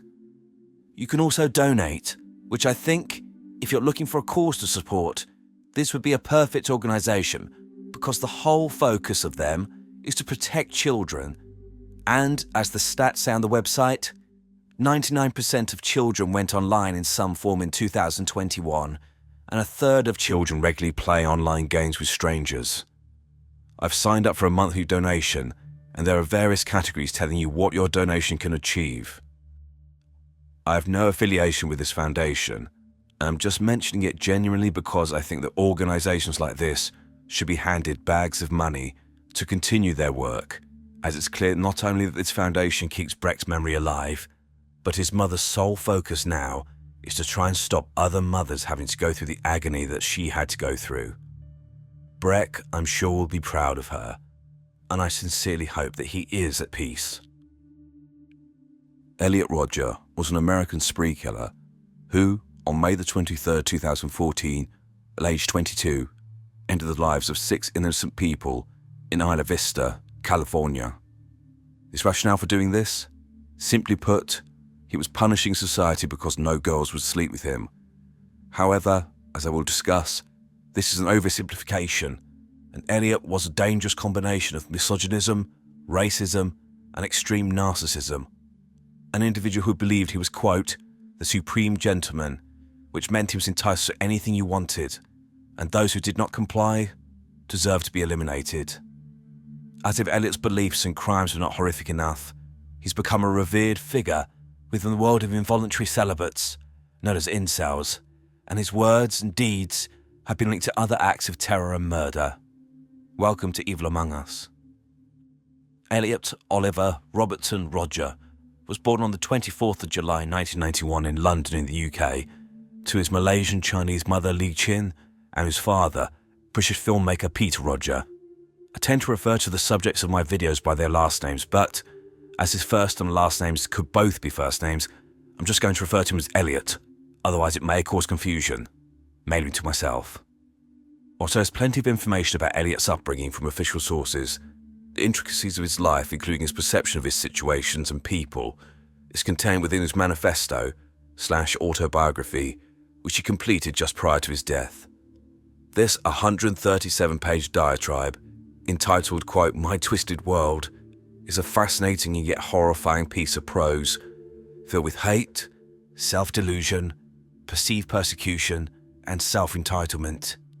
It's a chilling document when you consider that it's basically the rambling self-delusion of a murderer who, by the time of writing it, had already decided to execute members of society because he could not get what he wanted. It begins with the following paragraph, quote, "Humanity. All of my suffering on this world has been at the hands of humanity, particularly women. It has made me realize just how brutal and twisted humanity is as a species. All I ever wanted was to fit in and live a happy life amongst humanity, but I was cast out and rejected, forced to endure an existence of loneliness and insignificance, all because the females of the human species were incapable of seeing the value of me. This is the story of how I, Elliot Roger, came to be. This is the story of my entire life.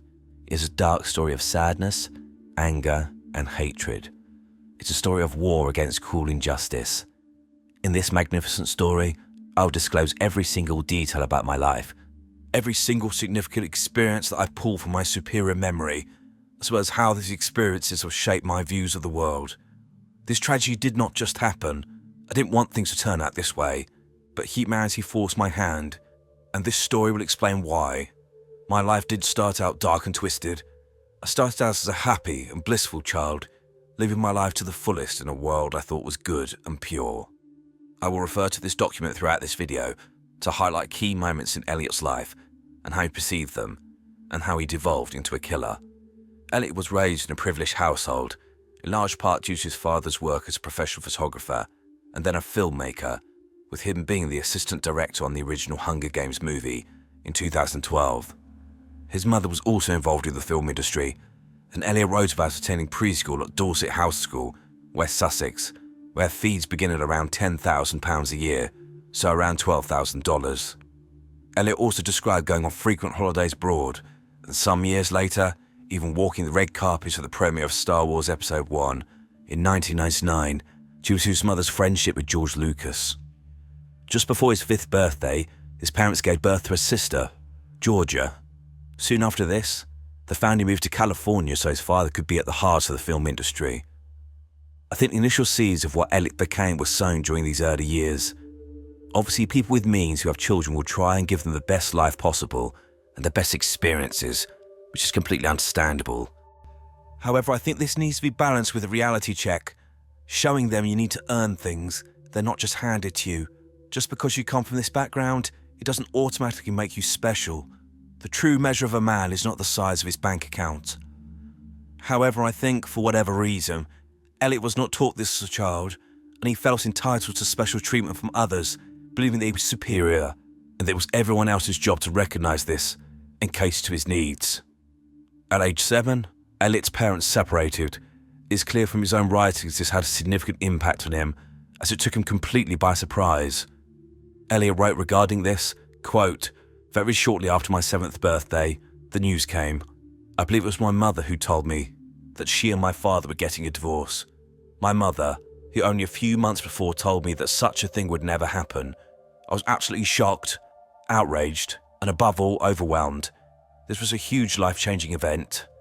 I think that this is the first signs of issues with women, with the tiny seed being planted in Elliot's mind that the woman he trusted most in the world, his mother, had essentially lied to him."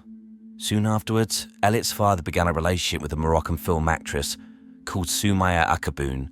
However, clearly there was conflict between her and Elliot, with him writing, quote, "For the initial period of her being a new member of the family, we got along well, as she was quite fun. But soon, she would start to discipline me in a harsh way that I wasn't used to. I felt that because she wasn't my real parent, she had no right to discipline me in such a way, and so I rebelled. That's where the first conflicts arose. There would be many more to come in later years. This was likely Sumaya trying to instill boundaries on Elliot's behaviour, but, likely because he thought he was special and should be allowed to act in any way he wanted, he did not take kindly to this.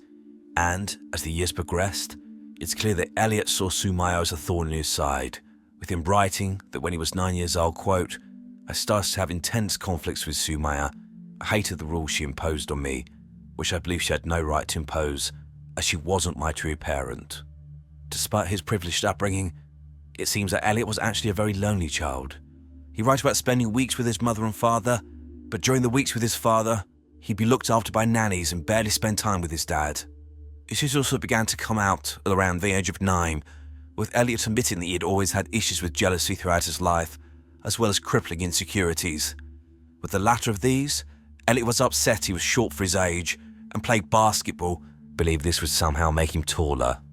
With the former issue, Elliot had intense feelings of resentment and jealousy when his playmates would not focus all their attention on him. If he had 2 friends around, he'd become upset if they began playing with each other and not him. This is an important part of the behaviour of Elliot, which will explain much of his resentment moving forward. Specifically, it appears that Elliot was a timid and shy child who struggled in social interactions. This is not uncommon, and in these situations, even as adults, it's often easier when someone else is leading the conversation or organising events. We can all have the pang of awkwardness or anxiety and potentially jealousy when we go to a party with a friend and then they leave us to go to talk to other people we don't know and we just stand there. But we understand, although it may still be an uncomfortable feeling, this is our issue. Our friend is free to go and do what they please, and people can share their attention without it being some kind of swipe at us. We also know that while some people may come and talk to us, we need to be brave and sometimes take the first step. However, Elliot doesn't appear to have learned this, and as time progressed, he appears to form the opinion that others, and particularly girls, should flock to him, chase him, and pay him full attention without him making any effort. When he entered the room, all eyes should turn to him, and women, even if they were mid-sentence, should drop what they were doing and throw themselves at his feet. If they did not, this was an affront to him personally. Moving forward several years, Elliot became a brother when he was 12 years old, with his father and Sumaya having a baby boy called Jazz. Elliot seemed excited to become a brother, but unfortunately, as his brother grew, Elliot began to see him as a rival, someone who might surpass him and take attention away from him, something he could not stand. All through his early years, it appears that his mother and stepmother would arrange play dates with other children and try to get Elliot to socialise. But by the time he was 13, he had only one friend and struggled to socialise with others. He found solace in online gaming as a distraction from, quote, "the harsh realities of life I was too scared to face." Elliot was teased by girls in middle school, and one in particular seems to have led him to develop a hatred of girls. He began acting up as a way to get attention, with him writing prophetically, quote, "As middle school approached its ultimate end, I was having a miserable time there. I was extremely unpopular, widely disliked, and viewed as the weirdest kid in the school. I had to act weird in order to gain attention. I was tired of being the invisible shy child. Infamy is better than total obscurity." High school was an even bigger challenge for Elliot, as he was now going through puberty, and he stated, quote, "I developed a very high sex drive and would always remain like this. This was the start of hell for me. Going through puberty utterly doomed my existence. It condemned me to a life of suffering and unfulfilled desires. Even at that young age, I felt depressed because I wanted sex, yet I felt unworthy of it. I didn't think I was ever going to experience sex in reality, and I was right. I never did. I was finally interested in girls, but there was no way I could ever get them, and so my starvation began. The boys in my grade talked about sex a lot. Some of them even told me they had sex with their girlfriends. This was the most devastating and traumatizing thing I've heard in my life. Boys having sex at my age of 14, I couldn't fathom it. How is it they're able to have such intimate and pleasurable experiences with girls, while I can only fantasize about it? I frequently started asking myself, this was an all-boys school. How in the hell were these boys able to meet girls to have sex with? I wondered. I hoped they were lying. I hoped against hope. Hearing that really shook me to the core. Words cannot describe how much hatred and envy I felt for those boys. That hatred would only fester the more I suffer from my sexual starvation. I was too scared to tell anyone about it, and I hid it well, for a time. These recent events caused me to withdraw even further away from the world.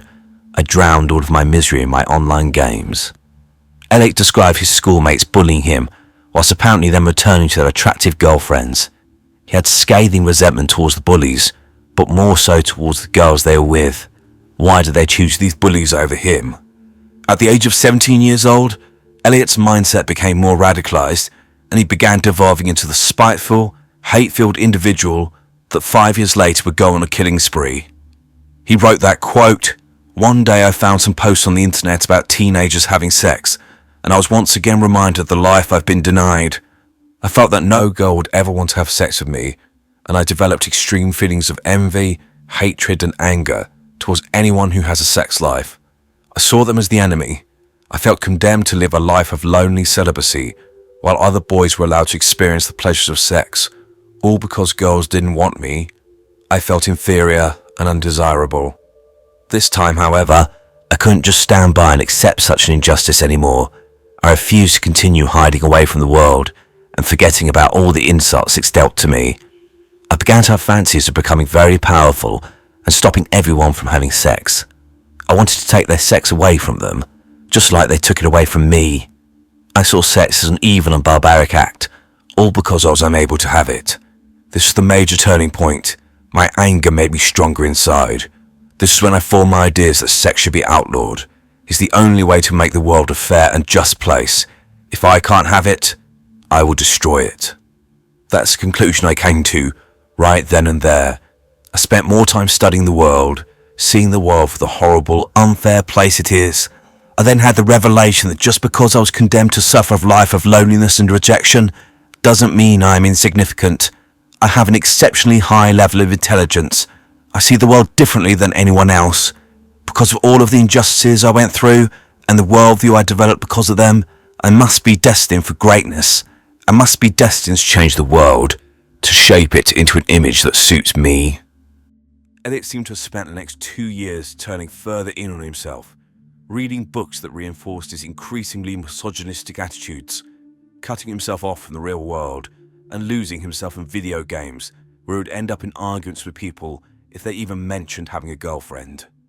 On the rare occasions that Elliot would go out with males his own age, and there were girls present, he would sit there and see that these girls had the disrespect to talk to these men and not focus all their attention on him. The really curious thing about Elliot's ramblings is there's almost not a single instance of him ever talking to a girl or going on a date and being rejected. This wouldn't justify his beliefs, but it would enable some level of understanding. Rather, it seems he literally sat on the sidelines, growing more and more resentful whenever he saw any man and woman his age interacting, not trying to do anything about his situation, and likely making him unapproachable. I mean, imagine you're a woman walking up to the table with two men, and each time you're trying to interact with one of them, the other is becoming more and more irritable, rude and obnoxious. You're hardly going to want to talk to that person. But in Elliot's world, women should be throwing themselves at his feet, begging him to have sex with them whilst he does nothing, because he was entitled to this. He was special, but the world just couldn't see it.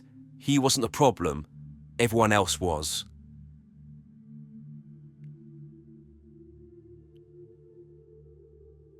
At the age of 19 years old, Elliot Rodger was becoming more unhinged, and around this time, he moved to an apartment in Santa Barbara to attend the University of California, Santa Barbara, and ominously wrote at this time, quote, "The move to Santa Barbara is the end game, the ultimate climax of everything. I saw it as a new chance that was given to me to finally have the things I want in life: love, sex, friends, fun, acceptance, a sense of belonging. But I can never forgive the world for denying me such things in the past. I was already turning 20 soon. I already lost many years of my life. I deserve better than that. I am an intelligent gentleman. I deserve the love of girls more than the other obnoxious boys of my age, and yet they get girls and I don't. This is a crime that can never be forgotten, nor can it be forgiven. I always wanted to exact my revenge on humanity for forcing me to live such a life, but I've also always had the hope that if I could do things in my life to make up for all my suffering, then that in itself would be a form of peaceful revenge. In truth, the move to Santa Barbara was actually a chance that I was giving to the world, not the other way around. I was giving the world one last chance to give me the life that I know I'm entitled to, the life that other boys are able to live with ease. If I still have to suffer the same rejection and injustice, even after I move to Santa Barbara, then that will be the last straw. I will have my vengeance. However, Elliot found issues almost immediately with Santa Barbara. Despite not leaving the property and doing anything about his situation, he was unhappy that he was not instantly presented with sexual opportunities and resented his housemates, who he claimed would frequently brag about their success with girls. Elliot's musings then demonstrate his racist attitudes and his extreme narcissistic beliefs, with him writing about his annoyance with an African-American man who had more success with women than him. Quote, "How could an inferior, ugly black boy be able to get a white girl and not me?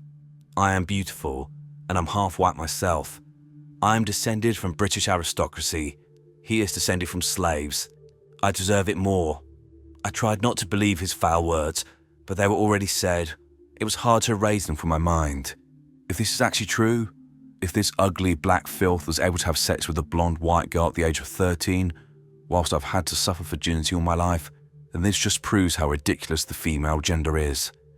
They would give themselves to this filthy scum, but they reject me, the injustice. Females truly have something mentally wrong with them. Their minds are flawed, and at this point in my life, I was beginning to see it. The more I explored my college town of Isla Vista, the more ridiculousness I witnessed. All of the hot, beautiful girls walked around with obnoxious, tough, jock-type men who passed all the time and acted crazy.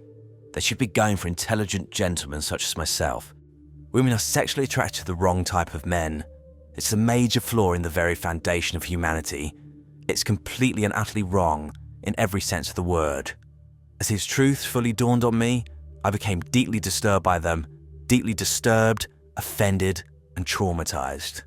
College was like a red rag-tailed bull for Elliot. He was surrounded by thousands of young couples, and each time he saw this, he became more and more enraged about his apparent injustice in life. He deserved these things, yet no one was simply handing this to him. So, in his mind, no one should have anything. Around this time, Elliot began recording videos to upload to YouTube, moaning about how unfair his life was, and he appears to have driven round specifically looking for situations to antagonize himself, and then filming them, as shown by this video. Elliot Roger here. I'm just sitting in my car right now, enjoying the view of the beach. And my view has been ruined by this sight right here. In front of me, sitting right there on that bench, is a young couple. I was enjoying such a nice view until they came and sat down and started kissing. This is the reason why life isn't fair. Why can't I experience something like that?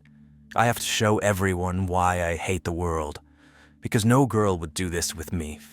I hate them. I hate them so much. It's not fair. Life is not fair. Elliot soon began acting on his anger, initially in small ways, including following a couple out of Starbucks and throwing his coffee over their car, and later filling a super soak with orange juice and squirting couples in the park. Elliot wrote, quote, "It was around this point in my life that I realized I was capable of doing such things. I would happily do such things. I was capable of killing them, and I wanted to. I wanted to kill them slowly, to strip the skins off their flesh. They deserve it. The males deserved it for taking the females away from me, and the females deserved it for choosing those males instead of me. Ever since I was 17, I often fantasized about becoming powerful and inflicting suffering upon everyone who has wronged me in the past, but never thought I'd actually do it. At this point, after going through so much suffering and injustice, all of my innocence had been swept away. The world had been cruel to me, and it molded me to become strong enough to actually have the capability of returning that cruelness to the world. I'd never been a violent person in nature, but after building up so much hatred over the years, I realised that I wouldn't hesitate to kill or even torture my hated enemies if I was given the opportunity. In around 2012, Elliot began to plan for, quote, the day of retribution, where he would take revenge on society, and especially the girls who shunned him. He stated, quote, my first act of preparation was the purchase of my first handgun. I did this quickly and hastily, at a local gun shop called Galetta Gun and Supply. I'd already done some research of handguns. I decided to purchase the Glock 34 semi-automatic pistol, an efficient and highly accurate weapon. I signed all the papers. I was told my pickup day was in mid-December. That fell in nicely, because that was when I was planning on staying in Santa Barbara till. After I picked up the handgun, I brought it back to my room and felt a new sense of power. I was now armed. Who's the alpha male now, bitches? I thought to myself, regarding all of the girls who've looked down on me in the past. I could give Mad my new weapon before locking it up in my safe and preparing to go back to my hometown for the winter break. In spring 2013, Elliot purchased another 2 handguns and began collecting ammunition and planning his revenge, which was underpinned by his belief that, quote, women must be punished for their crimes of rejecting such a magnificent gentleman as myself. Around this time, Elliot joined online forums with similarly disturbed and misogynistic young men who were apparently starved of sex. No doubt, on these forums, Elliot found kindred spirits, and they reinforced his own views of women and cemented his perception that he was the victim, with him writing, quote, I concluded that women are flawed. There is something mentally wrong with the way their brains are wired, as if they haven't evolved from animal-like thinking. They're incapable of reason or thinking rationally.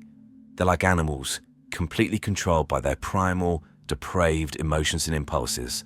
This is what they are attracted to, barbaric, wild, beast-like men. They're beasts themselves. Beasts should not be able to have any rights in a civilized society. If their wickedness is not contained, the whole of humanity will be held back from advancement to a more civilized state. Women should not have the right to choose who to mate with. That choice should be made for them by civilized men of intelligence. If women have the freedom to choose which men to mate with, like they do today, they would breed with stupid, degenerate men, who should only produce stupid, degenerate offspring. This in turn would hinder the advancement of humanity. Not only hinder it, but devolve humanity completely. Women are like a plague that must be quarantined.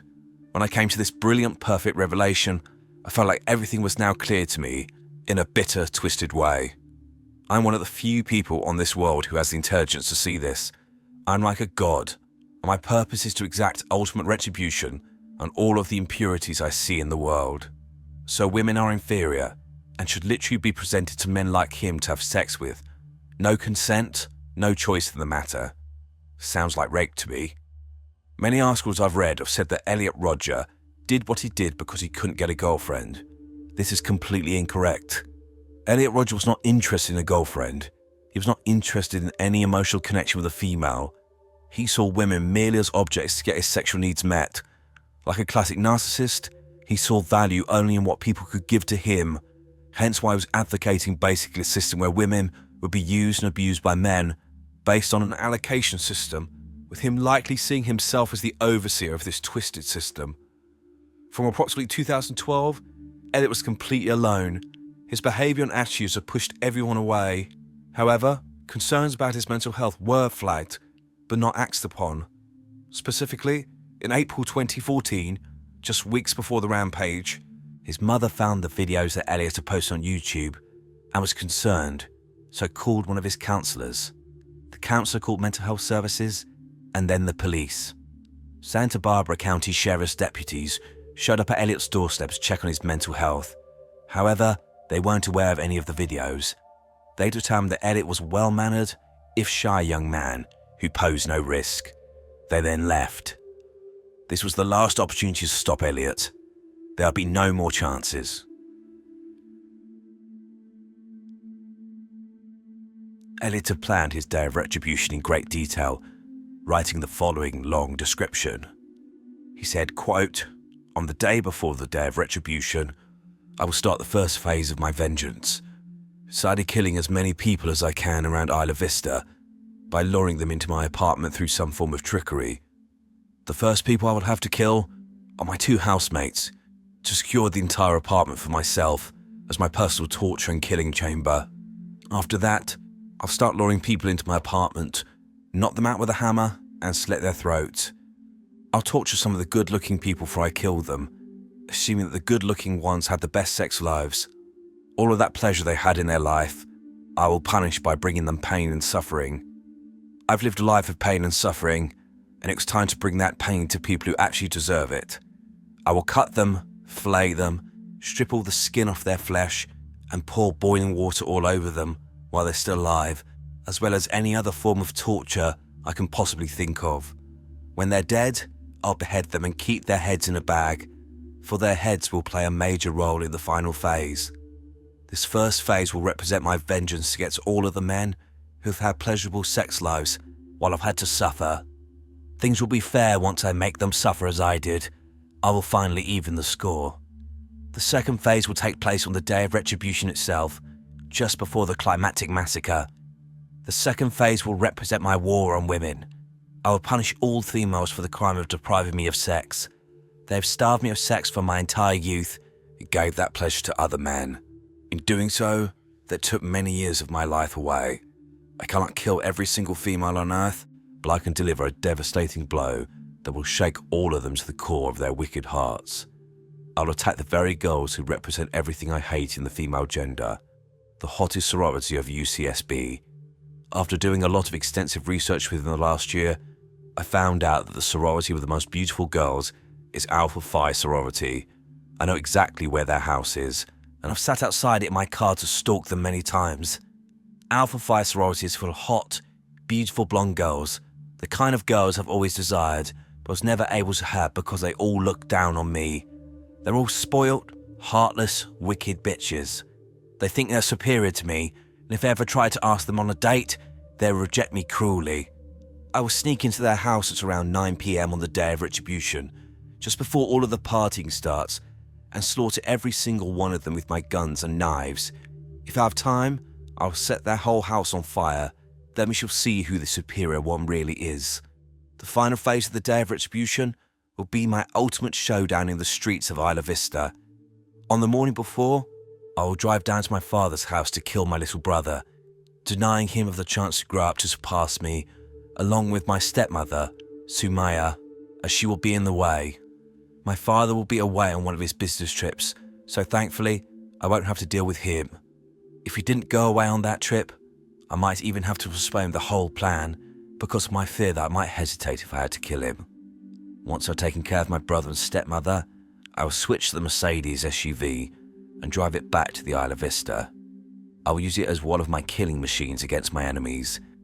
An SUV will cause a lot more damage than my BMW. After I have killed all of the sorority girls at the Alpha Phi house, I will quickly get into the SUV before the police arrive, assuming they would arrive within 3 minutes. I will then make my way to Del Playa, splattering as many of my enemies as I can with the SUV and shooting anyone I don't splatter. I can only imagine how sweet it will be to ram the SUV into all of these groups of popular young people who I've always witnessed walking right in the middle of the road as if they are better than everyone else. When they're writhing in pain, their bodies broken and dying after I splatter them, they will fully realize their crimes.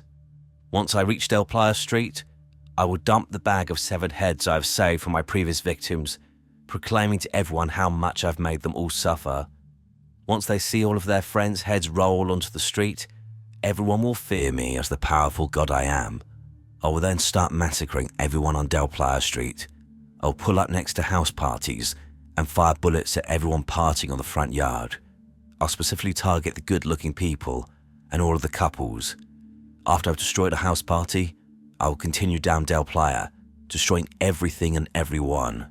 When I see the first police car come to their rescue, I will drive away as fast as I can, shooting and ramming anyone in my path until I find a suitable place to finally end my life. Eventually, Elliot Rogers chose Friday, May the 23rd, 2014, for his day of revenge. The day before, Elliot recorded his last YouTube video. In it, like in his other videos, he's extremely smug and acting like some sort of Marvel supervillain. It would be pathetic if it wasn't for the fact this man was fully willing to end the lives of others due to his own inadequacies. Hi, Elliot Roger here. Well, this is my last video. It all has to come to this. Tomorrow is the day of retribution. The day in which I will have my revenge against humanity, against all of you. For the last 8 years of my life, ever since I've hit puberty, I've been forced to endure an existence of loneliness, rejection, and unfulfilled desires, all because girls have never been attracted to me. Girls gave their affection and sex and love to other men, but never to me. I'm 22 years old, and I'm still a virgin. I've never even kissed a girl. I've been through college for 2.5 years. More than that, actually. And I'm still a virgin. And it's been very torturous. College is the time when everyone experiences those things such as sex and fun and pleasure. But in those years, I've had to rot in loneliness. It's not fair. You girls have never been attracted to me. I don't know why you girls aren't attracted to me, but I will punish you all for it. It's an injustice, a crime, because I don't know what you don't see in me. I'm the perfect guy.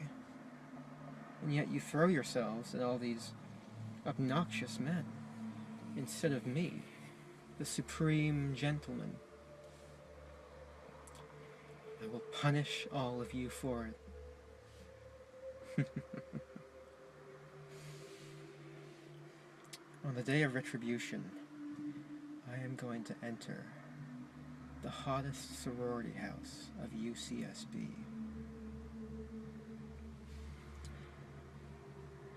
And I will slaughter every single spoiled, stuck-up, blonde slut I see inside there.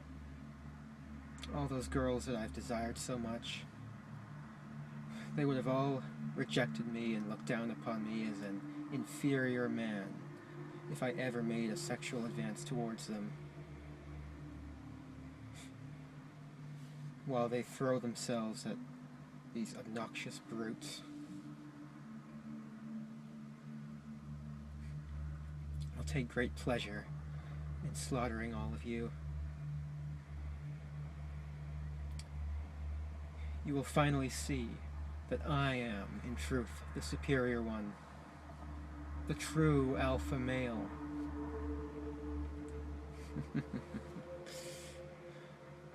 Yes.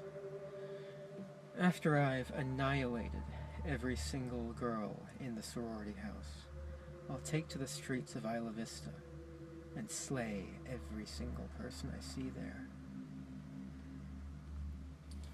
All those popular kids who live such lives of hedonistic pleasure while I've had to rot in loneliness for all these years. They've all looked down upon me every time I tried to go out and join them. They've all treated me like a mouse. Well, now, I will be a god compared to you. You will all be animals. You are animals, and I will slaughter you like animals. I'll be a god, exacting my retribution on all those who deserve it. And you do deserve it, just for the crime of living a better life than me. All you popular kids, you've never accepted me, and now you'll all pay for it.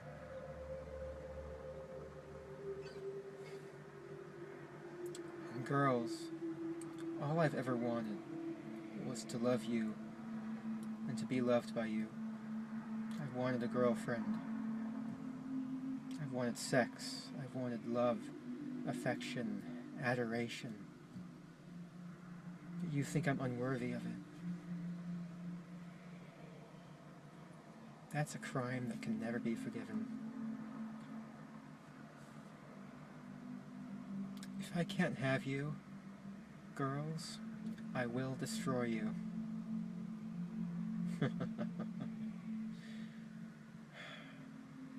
You denied me a happy life, and in turn, I will deny all of you life. It's only fair. I hate all of you. Humanity is a disgusting, wretched, depraved species. If I had it in my power, I would stop at nothing to reduce every single one of you to mountains of skulls and rivers of blood. And rightfully so. You deserve to be annihilated. And I will give that to you. You never showed me any mercy, and so I will show you none.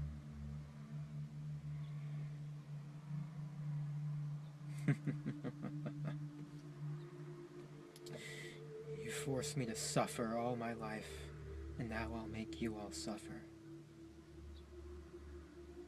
I've waited a long time for this. I'll give you exactly what you deserve, all of you. All you girls who rejected me and looked down upon me and, treated me like scum while you gave yourselves to other men. And all of you men for living a better life than me. All of you sexually active men. I hate you. I hate all of you. I can't wait to give you exactly what you deserve. Utter annihilation.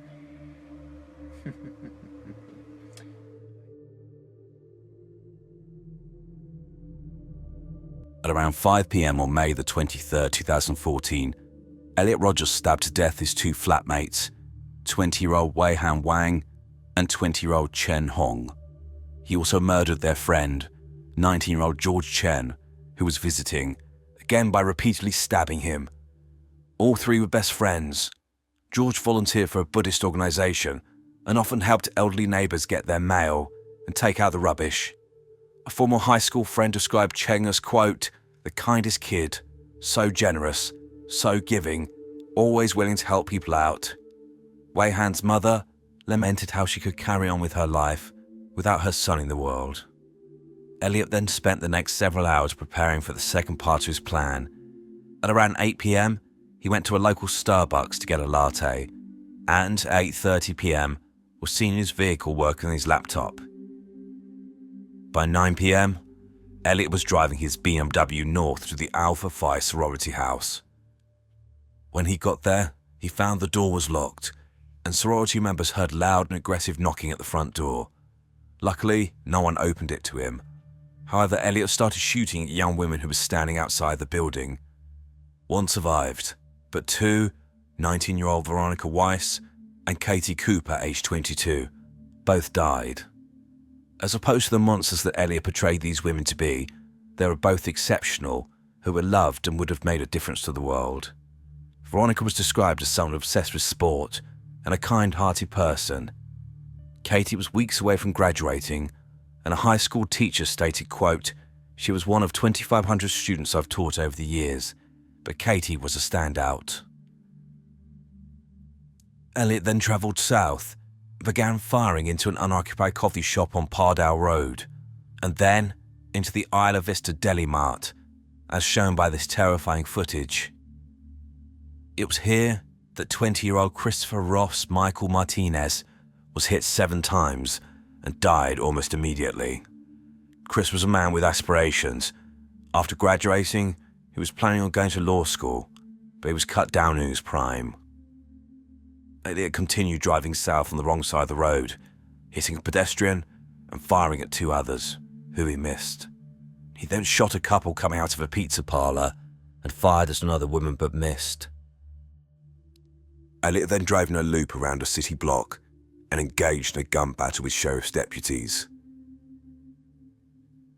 Elliot continued driving erratically, hitting 2 pedestrians with his car before shooting and wounding 3 passers-by.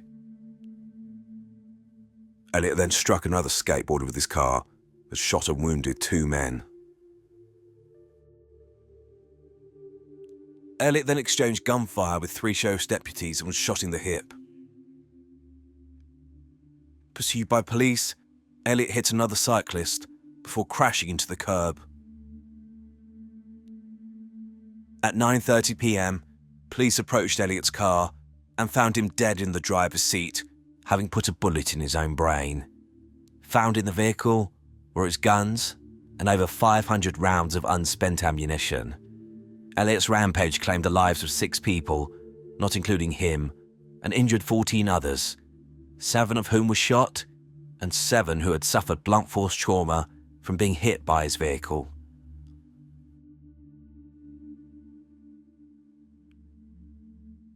The community of Isla Vista was in shock by the mindless violence that claimed the lives of 6 innocent students.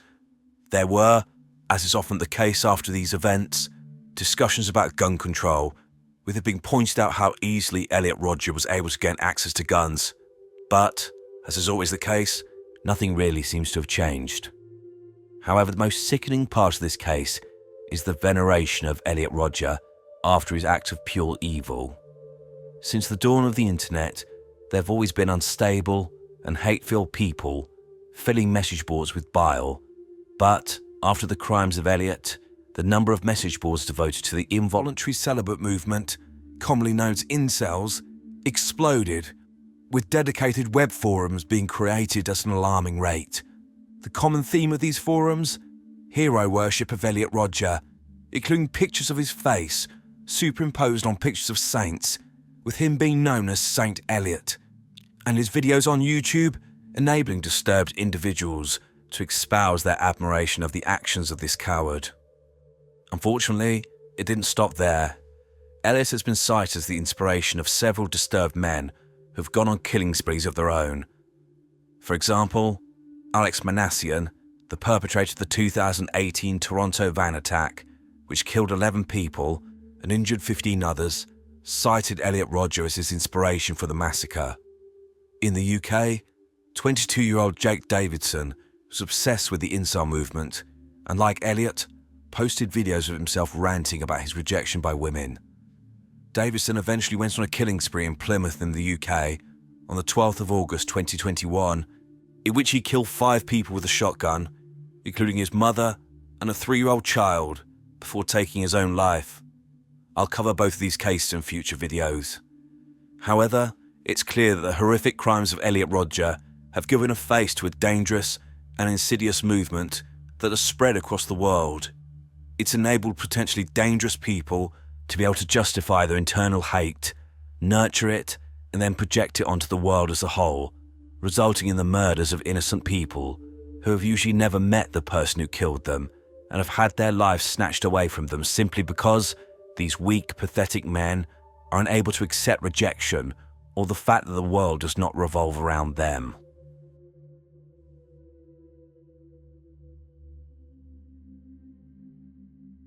This whole video has been a profile of Elliot Rodger, but I wish to give my final thoughts and bring everything together. The more I look into Elliot Rodger, the more disturbing and dangerous his case becomes. In my opinion, he was a combination of some of the most concerning personality traits which a person can possess. He was extremely narcissistic, entitled, arrogant, clearly psychopathic, misogynistic, racist and violent. Elliot expected the world just to fall into his lap, and, as I said earlier, it's fascinating reading his insane ramblings over 137 pages, as there is almost no reference to him actually doing anything about his lack of sex. He never seems to have spoken to any girls, and genuinely seems to think that women should have fallen at his feet, removed all their clothes, and begged him to have sex with them. Elliot's callousness is shown not only by his crimes, but the extent of his plans, which included torturing and beheading people he was jealous of, and even killing his 10-year-old brother just in case he surpassed him one day. This epitomizes Elliot. If he can't have things, no one can. If someone is a threat to him, they deserve to die. I do have some sympathy for the child that Elliot was. Lonely, awkward, and struggling to fit in. At the core of him was a deep, dark hole of insecurity and fear. However, I have no sympathy for the monster he became and his inability to self-reflect and think, Maybe why I'm in this position is because I'm a bit of a douche. I should do something about that. No, instead he externalized everything and deemed society as a whole guilty of his failings, and, acting as judge, jury, and executioner, he meted out punishment, even though most of the people he killed and tried to kill had no idea who he was and had nothing to do with his situation. His actions also demonstrate his utter cowardice. He killed himself in order to avoid being held accountable for his actions, knowing that he would spend the rest of his life in prison, likely on death row, and he would have lost control. I dread to think what would have happened if Elliot had lived long enough to find a woman to have sex with. I imagine this woman would have quickly become the center of his obsession, with him demanding sex whenever he wanted, and this would have likely occurred, in my opinion, whether she consented or not. I imagine he would have been a stalker, someone who refused to take no for an answer or be marginalized for someone's life. Worse still, an actual girlfriend. I think any woman who had been in a relationship with Elliot would have been controlled, demeaned, raped, and generally horrifically abused repeatedly, given his perception of women as objects, his underlying insecurities, and his violent tendencies. I've little doubt that if a girlfriend or woman he had sex with rejected him, he would have killed them. Outside of relationships, I think Elliot's words are quite insightful into the fact that at 22 years old, he seemed to think he was the most persecuted human being on earth. This makes me think that he was wholly unprepared for life in general, and that he might have faced many situations in his life, for example losing a job, being demoted, and responded with extreme violence towards whoever he felt aggrieved by. Elliot Rodger claimed to be the victim. However, these are the real victims. He was a pathetic creature whose continued reverence by a small group of equally disturbed individuals is testament to their own delusional thinking, and is not shared by wider society, where this man is rightly reviled. Robert Maudsley is one of the longest-serving prisoners in the UK and considered one of the most dangerous. For the last 44 years, Maudsley has been in solitary confinement, 39 of these in a purpose-built glass cage underneath H&P Wakefield, one of the most high-security prisons in the country, where he's not allowed contact with any other prisoners, and during the 1 hour he is allowed out each day, he's escorted by at least 4 to 6 prison officers. The reason for this is that Maudsley is a serial killer who has killed 4 people, 3 of them in prison. Welcome to Evil Among Us. Robert Maudsley was born on the 26th of June 1953 in Liverpool, UK. He was one of 12 children, with their father being a lorry driver, also called Robert, and his wife Jean. It appears that Maudsley's home life was hellish, and when he was 21 months old, he and some of his siblings were taken into care due to parental neglect. Maudsley and his siblings spent time in an orphanage being cared for by nuns, and it appears that this was the only period of stability in his life. During this time, unlike other children, Maudsley did not receive visits from his parents, and in some respects this was probably a good thing, as it gave him some distance from the abuse he had suffered. Unfortunately, at age 8, Maudsley was returned to the family home and continued to be abused by his father. One of his siblings later stated, quote, "It was just the old fella who hit us with his fists, belt, and sometimes a stick, but our ma instigated half of it." Maudsley himself said, quote, "All I remember of my childhood is the beatings. Once I was locked in a room for 6 months and my father only opened the door to come in and beat me 4 or 6 times a day." It appears that Maudsley was singled out from his siblings for the worst of the abuse, and he claimed this included being sexually abused by his father. Maudsley alone was then taken back into care, with his parents telling his siblings that he was dead, so essentially cutting him off from any support. In around 1969, at age 16, Maudsley went to London and drifted around the city. He developed a drug habit and attempted suicide on numerous occasions, ending up in various psychiatric facilities where he expressed thoughts of killing his parents.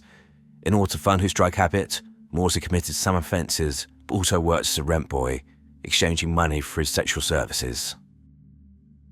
It was when working as a rent boy in 1974 that Maudsley met his first victim, a labourer called John Farrell, in Wood Green in North London. On March 14, 1974, Farrell engaged the services of Maudsley, and after they'd had sex, Maudsley claimed that Farrell showed him pictures of children he'd abused. Maudsley then took a length of cord and strangled Farrell to death. Maudsley surrendered himself to police, admitted what he'd done, and told them that he needed psychiatric care. Maudsley was found unfit to stand trial and, at the age of 21, was instead sent to Broadmoor.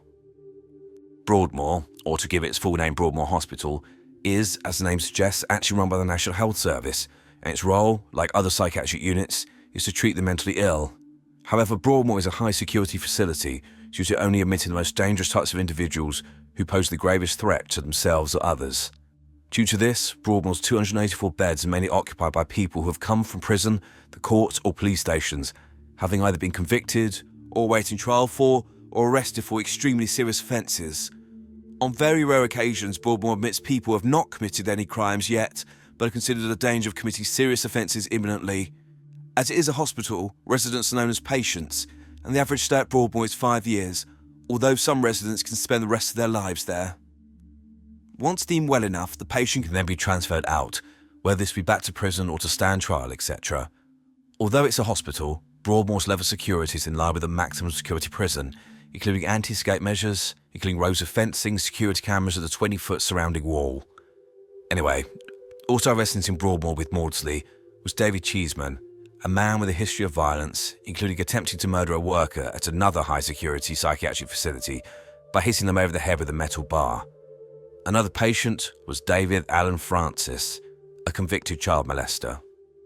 On the 26th of February 1977, when Maudsley was 23 years old, he and Francis played football whilst Cheeseman watched. After the game, Cheeseman asked a male nurse to open a door where they could change out of their football boots, and the three of them went inside. When the nurse went to follow them inside, Maudsley pushed the door closed, and Cheeseman barricaded the door with a footlocker. The pair then tied up Francis and proceeded to assault and torture him over the next 9 hours, before finally strangling him to death. Maudsley had armed himself with a sharpened spoon, and he rammed this into Francis's ears so hard it went into his brain. When they had finally killed him, Francis's body was held up and displayed to hospital staff who were able to peek in but not enter. Eventually, Maudsley and Cheeseman let them in to a sight of absolute horror. Francis's head had been, quote, split open, exposing his brain, which had the sharpened spoon stuck in it. Whilst this mode was horrific enough, there was a rumour that the spoon found in Francis's head was due to Maudsley trying to eat his brain, which then, through Chinese whispers, turned to the fact they had in fact done this and consumed other parts of Francis's body. However, this has been proven incorrect, but didn't stop Maudsley being dubbed the, quote, British Hannibal Lecter, after the famous antagonist of the Silence of the Lambs book and film. Curiously, whilst found unfit to stand trial after the first murder, Maudsley was considered competent to stand trial for the murder of Francis and was convicted before being sent to Wakefield Maximum Security Prison in West Yorkshire, dubbed the Monster Mansion, due to the number of high-risk sexual and violent offenders who were held there. On the afternoon of July the 29th, 1978, Maudsley, now 25 years old, killed 2 prisoners in the space of an hour in Wakefield Prison. Maudsley later stated he intended to kill 7 people that day. The first victim was a man named Sawney Darwood, who was serving a life sentence for murdering his wife. Maudsley apparently knew Darwood for some time, as Darwood was teaching him French. Maudsley advised him into his cell, and then attacked him, stabbing and hacking at him with a makeshift dagger and strangling him. Maudsley then hid the body under the bed in his cell. Maudsley then tried to lure other prisoners into the cell, but none of them would enter, so he went out looking for another victim. He's described as, quote, lurking on the prison wing when he came across William Roberts, a man serving a sentence for sexually assaulting a 7-year-old girl who was lying on the bed in his cell. Maudsley attacked Robert, hacking him with the same dagger and smashing his head against the wall until he was dead. Maudsley then calmly walked up to a prison officer, dropped the bloody weapon on the table, and told them they would be too short at the next roll call. During his hearing for this double murder in 1979, the court heard that during his crimes Maudsley believed his victims were his parents. The killings, his lawyers argued, were the result of pent-up aggression resulting from a childhood of near constant abuse, with them stating that Maudsley had said, quote, when I kill, I think I have my parents in mind. Maudsley also apparently said, quote, if I had killed my parents in 1970, none of these people need have died. Maudsley was returned to Wakefield Prison and kept in solitary confinement and, as his picture shows, his movements outside of his cell were shadowed by prison officers. He gave one interview where the only pictures of him are taken from, and again, as you can see from this picture, he's surrounded by prison staff. In 1983, Maudsley was deemed to be too high a risk to other prisoners. It was decided he needs to be permanently housed away from them. So a separate prison cell was built in the basement of Wakefield Prison, essentially a prison within a prison. There are no pictures of this cell, but it's described as being 18 foot by 15 foot, or 5.5 metres by 4.6 metres, with walls being made of bulletproof glass so he could be observed from all angles. Within the cell itself is a table and chair, both made out of compressed cardboard, with the bed being a slab of concrete, and a toilet and sink which are bolted to the floor. In order to actually get to the area where he's housed, requires going through multiple security doors. Once at the cell, there's essentially an airlock which has to be gone through in order to stand face to face with Maudsley, being separated by more bulletproof glass, with there being a slot through which his meals and other items are passed to him. Maudsley is watched by officers 24 hours a day. He is allowed out of his cell once a day, but is escorted to an exercise yard by between 4 to 6 prison officers. This cell is described as closely resembling that of Hannibal Lecter in the film The Silence of the Lambs, but Maudsley's current accommodation was built 8 years before this film was released. The combination of the layout of Maudsley's cell and previous erroneous reports about him eating part of his victims has continued to fuel the perception of him as being the British Hannibal Lecter. However, Thomas Harris, the author of the books, has never stated the character or his prison cell was inspired in any way by Maudsley. Robert Maudsley is now 69 years old, has spent the last 44 years in solitary confinement, 39 of these in his specially constructed cell, where he will remain until the end of his life. I want to preface this part of the video by saying that overall I don't support solitary confinement. It's obviously an extreme measure which causes significant emotional and psychological harm and is sometimes used as a way to simply torment others. An example is the recent unrest in Myanmar, with politicians held in these conditions after the military coup in 2021. However, I'm struggling not to think that in some cases there's little other choice when it comes to extremely dangerous offenders. Maudsley's prolonged solitary confinement has been in the news on and off over the years, including in the year 2000, when Maudsley petitioned the courts for a relaxation of his conditions or, if this was refused, access to lethal drugs to end his life. At the same time, Maudsley was in correspondence with a journalist from the Times newspaper and wrote the following letter, quote, "How did I find myself in permanent solitary confinement at Wakefield? I first killed a man outside and found myself in Broadmoor. I then killed a fellow patient at Broadmoor and eventually found my way to Wakefield, where I killed 2 fellow inmates. It's on my record that I served numerous periods of solitary confinement at Broadmoor prior to killing a fellow patient. It's also on my record that I underwent a long period of solitary confinement in various prisons prior to my arrival at Wakefield and placement on normal location. At no time in Broadmoor or those prisons did I receive any kind of psychological or psychiatric assistance or help." Numerous national newspapers and tabloids have labelled me Britain's own Hannibal Lecter, etc. All very sensational, no doubt, and I've received numerous letters from people over the years who have watched this film Silence of the Lambs and who believe it's a genuine portrayal of my life story. They are of course entitled to their beliefs, however a more accurate portrayal would be a film called Murder in the First. I mention this because an important question for these people to ask would be, to what extent my conditions and environment and treatment at Broadmoor and HP Wakefield played in causing me to react in such a savage manner. As you know, I don't see any psychologists nor any psychiatrists currently. It seems Wakefield is happy to place me in permanent solitary confinement after killing 2 of its prisoners. Actually, all Wakefield has sought to do since 1978 is to demonise me. He also wrote, quote, "Do we all not form our opinions, beliefs, etc. from how we perceive that environment? Wakefield prison authorities perceive me as a problem. Their solution to that problem to date has been in effect to bury me alive.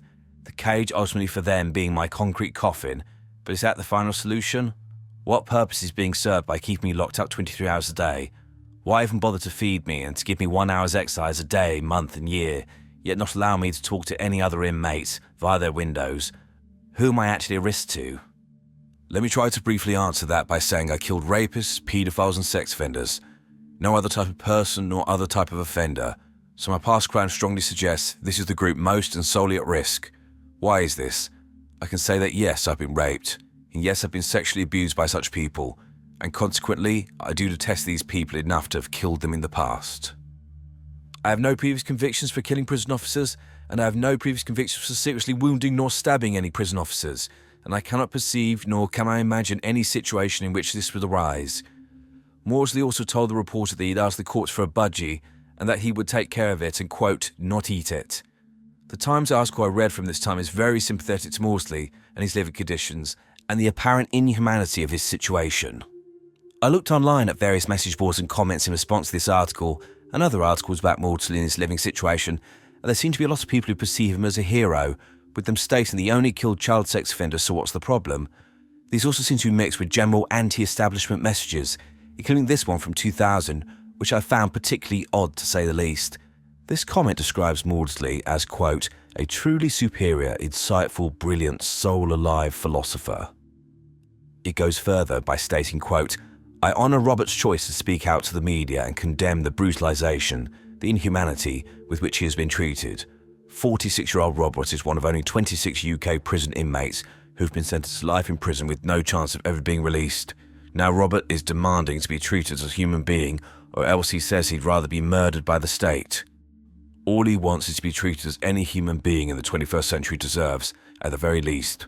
His voice, as published in the letter excerpts, is a cry of sanity in an insane society.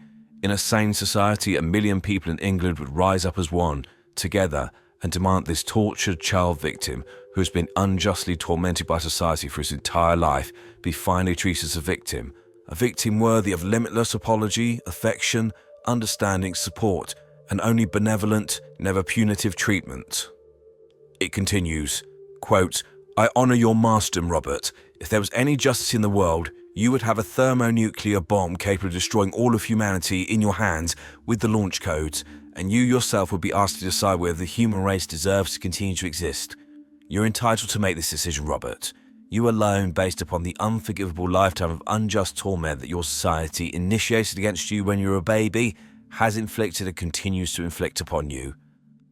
Okay, that's an extreme example, but I think it illustrates my overall point that I think Maudsley's case has been romanticised to make him out to be some sort of vigilante who only targeted child sex offenders rather than a vicious, dangerous killer. Whilst Maudsley claimed that his first victim showed him images of sexual abuse and that's why he killed him, and 2 of his other 4 victims were sex offenders, one, Stanley Darwood, was in prison for murder, and Maudsley seemed to have no problem with interacting with him before that to learn French. This doesn't fit the pattern and strikes me as something personal. Also, Maudsley was described as quite prowling the wing looking for other people to kill. I think it's difficult not to conclude that he was simply looking for anyone to kill, and came across William Roberts, killing him simply because he was in his cell and available, rather than potentially anything to do with his offending. So, whilst it's clear that Maudsley has an understandable hatred of sex offenders, I think that potentially he was just wanting to kill as many people as possible for his own reasons, potentially because of the rage towards his parents and society, due to the fact that he felt victimised and abandoned. I don't believe that Maudsley did what he did to make society a better place. His actions are far more self-centred and selfish.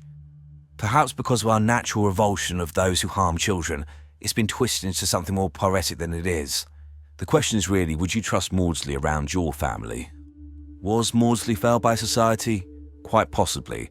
However, whilst sympathetic to this, many people have horrific upbringings, but they don't then use this to justify taking the lives of others. Maudsley had opportunities to be within the general population in custody, but he used this to murder not 1, not 2, but 3 people. I know the tone of his letter was to try and plead his case and highlight the injustice of his situation, but I can't help but note the self-justification in his words, blaming others for his actions and appearing to link the conditions in Broadmoor and Wakefield directly to his criminality. However, it's a circular argument. He apparently blames Wakefield for him committing the offences, but feels aggrieved that they took issue with the fact that he then murdered 2 inmates, so he blames them for what happened and then blames them for the outcome. He states that Wakefield considers him a, quote, problem.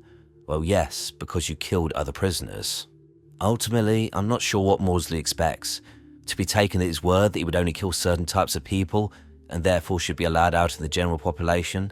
How the prison service would even manage this is unclear. They would have to basically vet any prisoner who came anywhere near Maudsley to check their criminal record. However, what about someone he simply thinks is a child molester? Would he then kill them? Stripping away all the other details, Robert Maudsley killed 4 people, and therefore he's clearly a man who likes killing others for whatever reason, and who, because of this, the prison service had to build a special cell just for him and surround him with guards whenever he leaves it. In terms of being a martyr and tortured, it's clear that his basic needs are being met. He's sheltered and fed and is allowed out of his cell. The only thing missing is company, and Maudsley has ensured that's not possible due to killing those around him. However, it should be noted he does have visits from family members. To illustrate the continued danger of this man, more recently in 2022, there was some publicity about letters Maudsley had written to his nephew, in which he seems to have come to terms with being in solitary confinement, where he apparently spends his time playing video games, but he also disclosed that if he was ever released, he would kill again.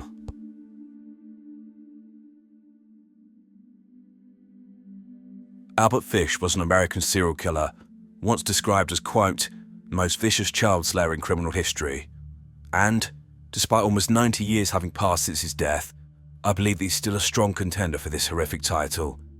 The reason for this is that Fish targeted young children, who he raped, murdered, and apparently ate.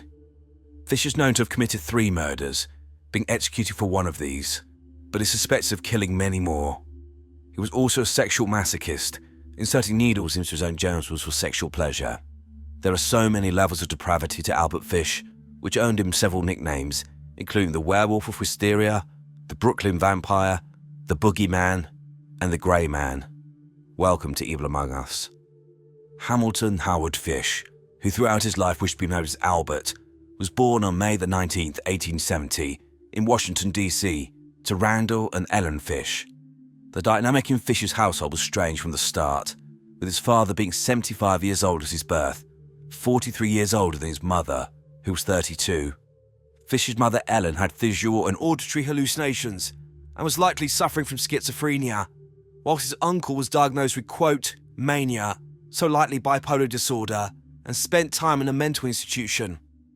One of his brothers was also diagnosed with, quote, mental affliction. In 1875, when Fish was 5 years old, his father, Randall, died of a heart attack, and his mother, Ellen, due to suffering from financial hardship, placed him in St. John's Orphanage, where he stayed for the next 5 years. During this time, Fish reported to have been physically abused on a regular basis, receiving beatings, which he realised he found sexually gratifying. So instead of avoiding wrongdoing, he would break the rules in order to be in these situations to get his kicks. Fish also implied that he saw boys abusing other boys and the custodians harming the children in various ways, both physically and likely sexually in both cases. In 1880, Ellen was able to secure a job and so took Fish out of the orphanage, but by this point, the damage was done.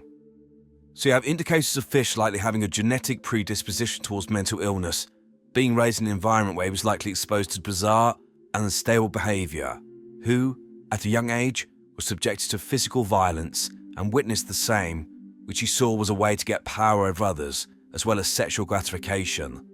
Lastly, it's clear he had a propensity towards exploring deviant sexual behaviours and practices.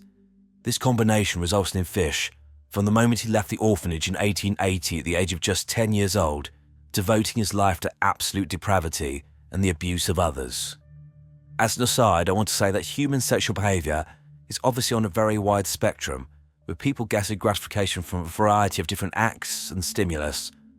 Most of these fit within a list, albeit quite a long list.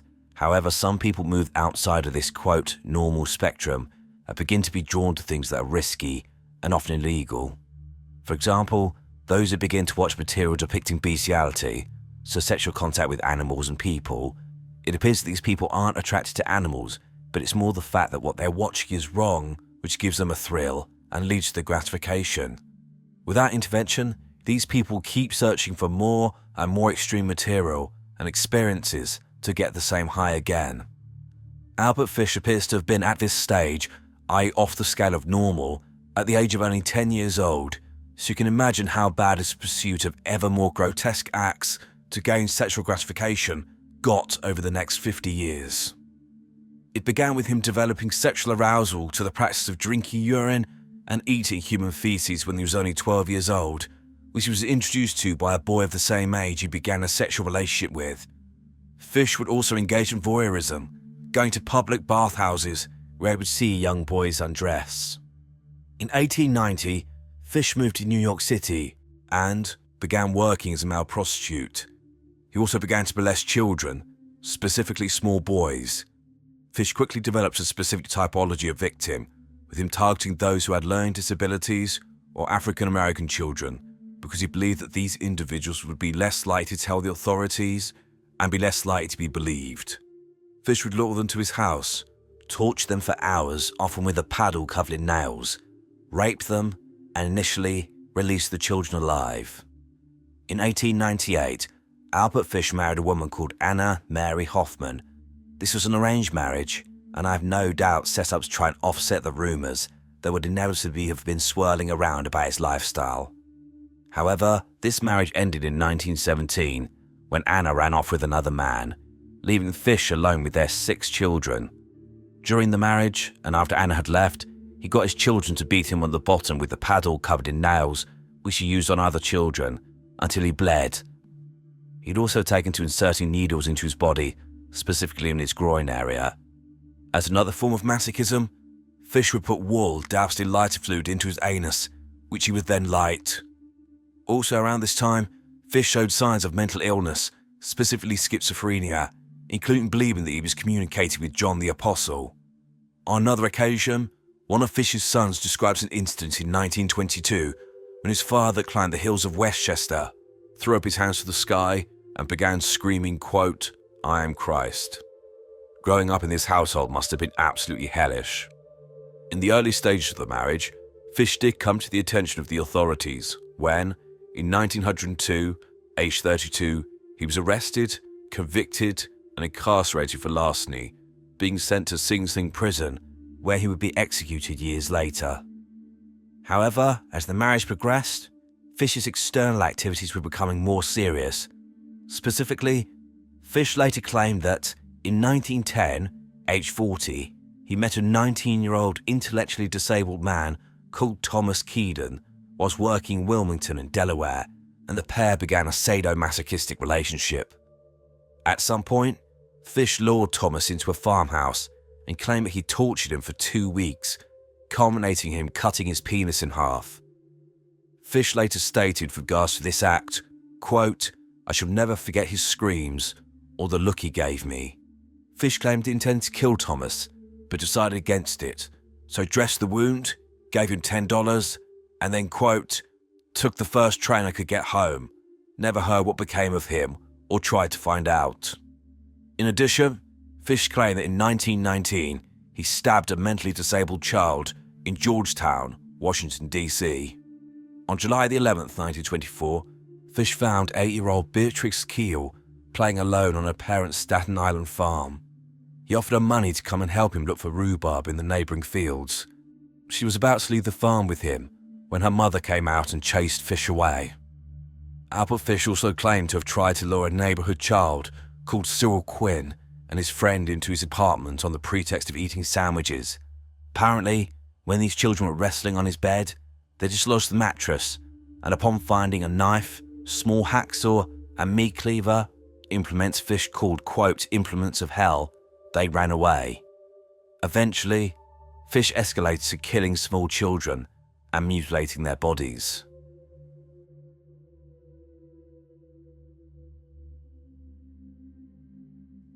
In chronological order, Albert Fish's first likely victim was 9-year-old Francis McDonnell, who failed to return home after playing catch with his friends in Port Richmond, Staten Island, on July the 12th, 1924.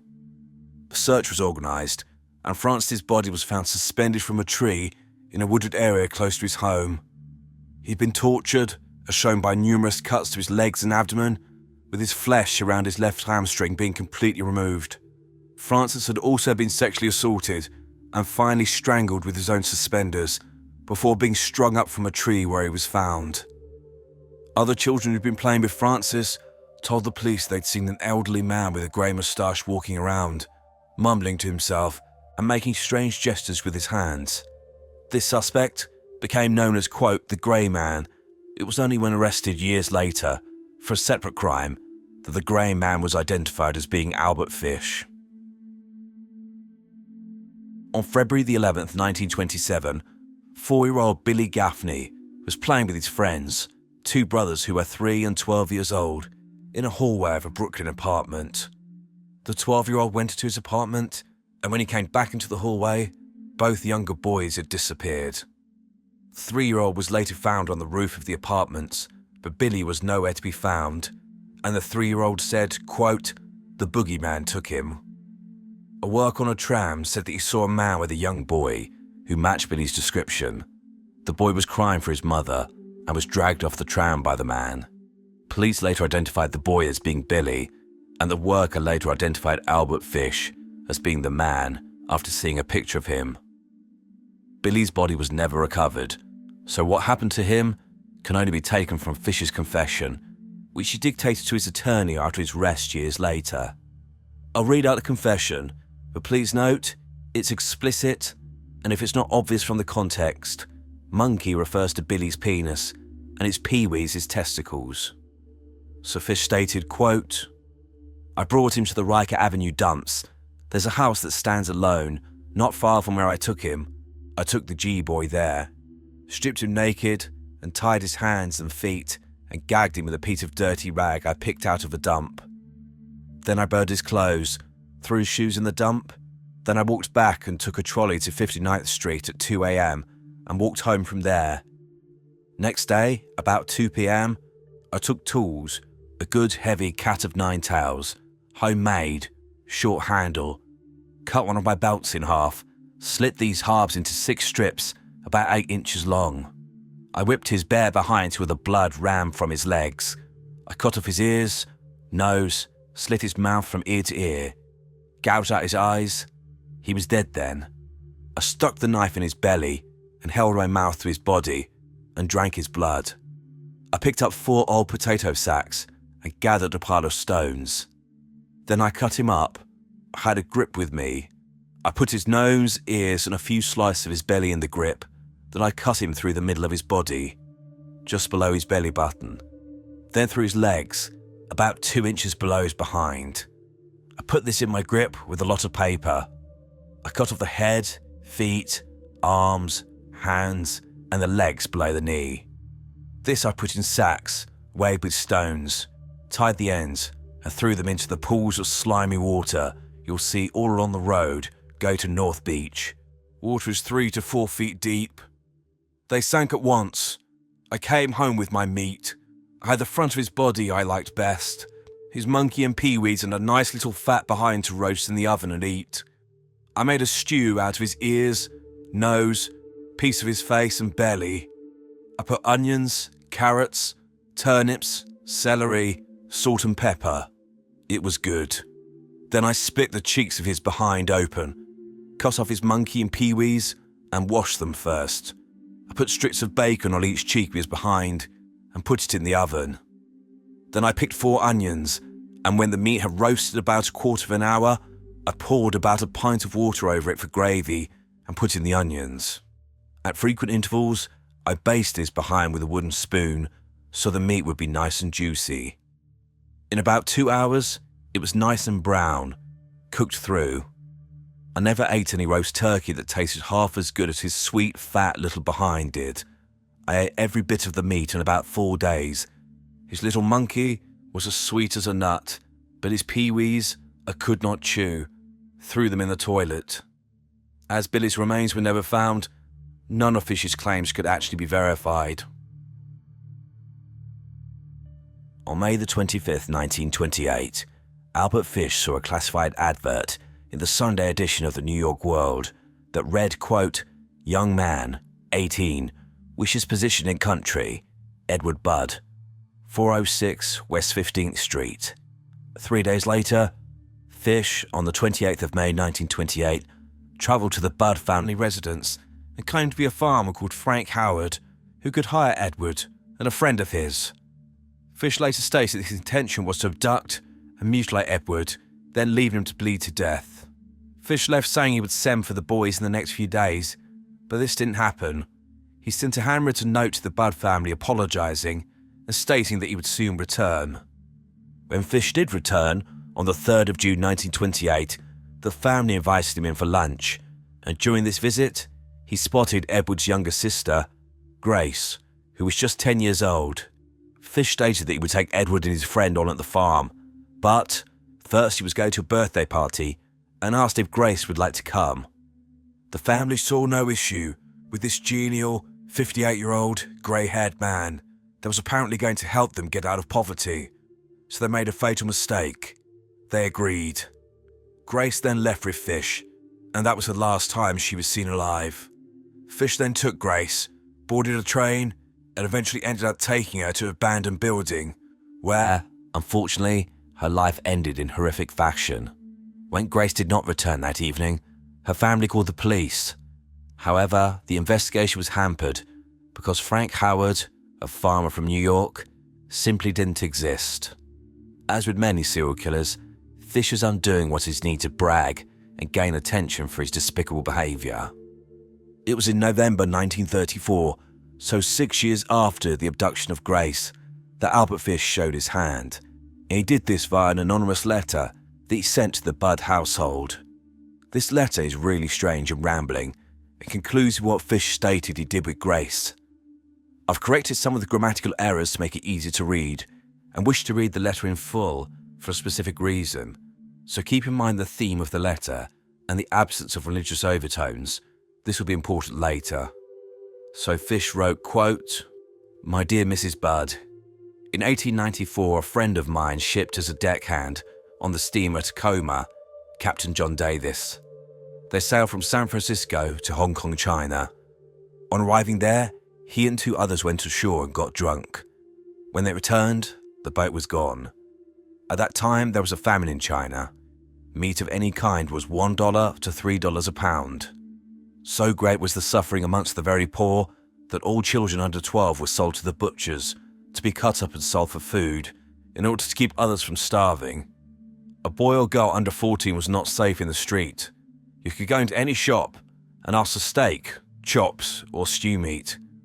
Past the naked body of a boy or girl would be brought out and just what you wanted cut from it. A boy or girl's behind, which is the sweetest part of the body and sold as veal cutlet, brought the highest price. John stayed there so long, he acquired a taste for human flesh. On his return to New York, he stole 2 boys, one 7, one 11, took them to his home, stripped them naked, tied them in a closet, then burned everything they had on. Several times every day and night, he spanked them, tortured them, to make their meat good and tender. First he killed the 11-year-old boy because he had the fattest ass and of course the most meat on it. Every part of his body was cooked and eaten, except head, bones and guts. He was roasted in the oven, all of his ass, boiled, broiled, fried, stewed. The little boy was next, went the same way. At that time, I was living at 409 East 101st Street, rear, right side. He told me so often how good human flesh was, I made up my mind to taste it. On Sunday, June the 3rd, 1928, I called on you at 406 West 15th Street, bought you pot cheese, strawberries. We had lunch. Grace sat in my lap and kissed me. I made up my mind to eat her, on the pretense of taking her to a party. You said yes, she could go. I took her to an empty house in Westchester I'd already picked out. When we got there, I told her to remain outside. She picked wildflowers. I went upstairs and stripped all my clothes off. I knew if I did not, I would get blood on them. When all was ready, I went to the window and called her. Then I hid in a closet until she was in the room. When she saw me all naked, she began to cry and tried to run downstairs.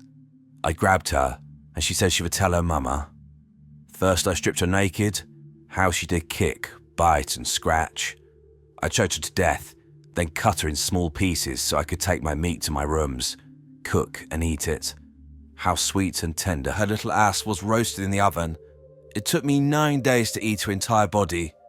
I did not fuck her though. I could have had I wished. She died a virgin. However, when he was eventually caught, Fish fluctuated between claiming he had not raped Grace and admitting he had done this very thing.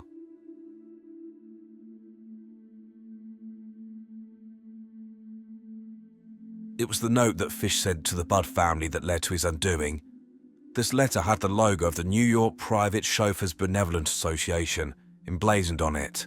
The police went to the organization and spoke to a janitor who was determined had owned this stationery, but he stated he'd taken it to his former home, a room at 200 East 52nd Street, and he'd left it there when he moved out.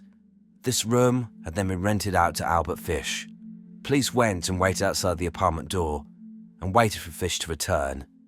He initially agreed to go willingly, but then pulled out a razor and tried to attack the officers. He was quickly subdued and taken into custody. He quickly confessed to killing Grace Budd and being the author of the note sent to the family many years after her abduction. Fish directed the police back to the property where he'd murdered Grace, and, when looking in the grounds, they recovered her skull, but almost nothing else of her remains. To cement their case further, Edward Budd, Grace's brother, was driven to identify Fish face to face. When Edward saw Fish, he launched himself at him, screaming, quote, "You old bastard, dirty son of a bitch." Fish showed no emotion, which prompted Edward to state, "Don't you know me?" Fish answered politely, quote, "Yes, you're Mr. Budd." It should be noted that Grace Budd's death was the only one that Fish was ever tried for. He confessed to the 2 other crimes later and did not go to trial, likely because of the outcome of the hearings related to Grace's murder.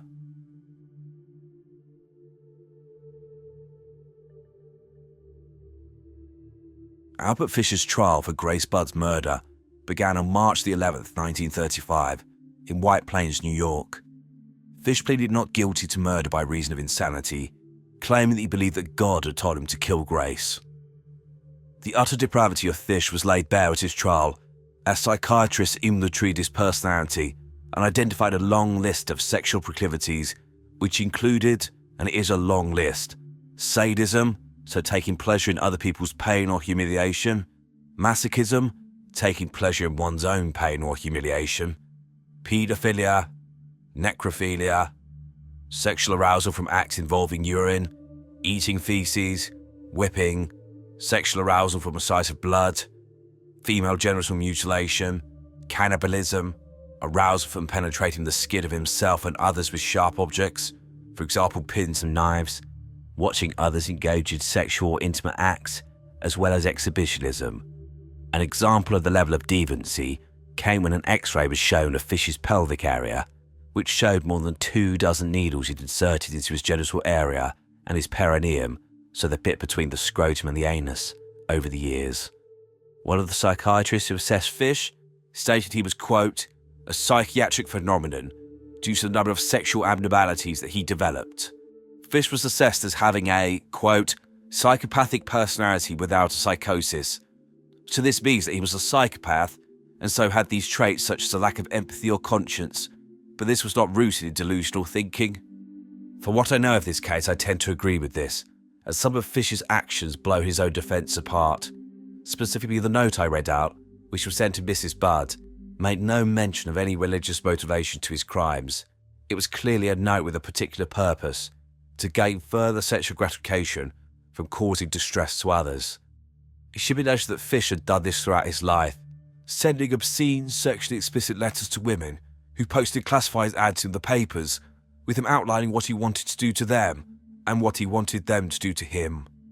Whilst I have no doubt that Albert Fish had serious mental health problems, including apparently declaring himself Jesus Christ on one occasion, it's clear that he was in his right mind when he went to the Budd residence and was able to present himself as a genial, inoffensive old man, hence why the family allowed Grace to go off with him.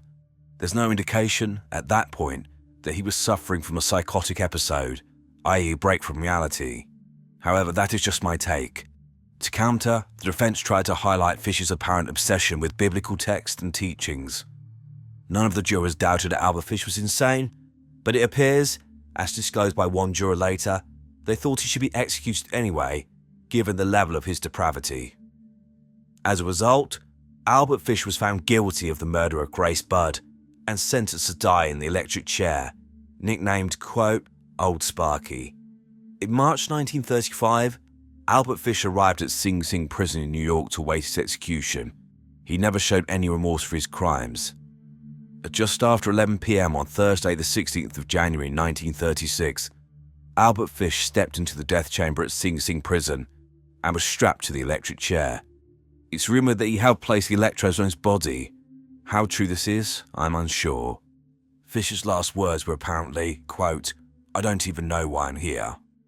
It apparently took 2 jolts of electricity to kill Fish, which led to a rumour that the needles he put in his body had short-circuited the system. There's no evidence this is true. Regardless, the execution was ultimately successful, and Albert Fish died in approximately 3 minutes. His body was buried in the grounds of Sing Sing prison.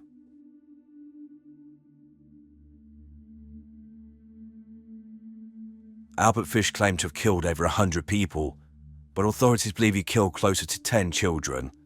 Regardless, it's apparent that he killed more children than we know about. I've been able to find some information on a couple of the murders he suspects of committing.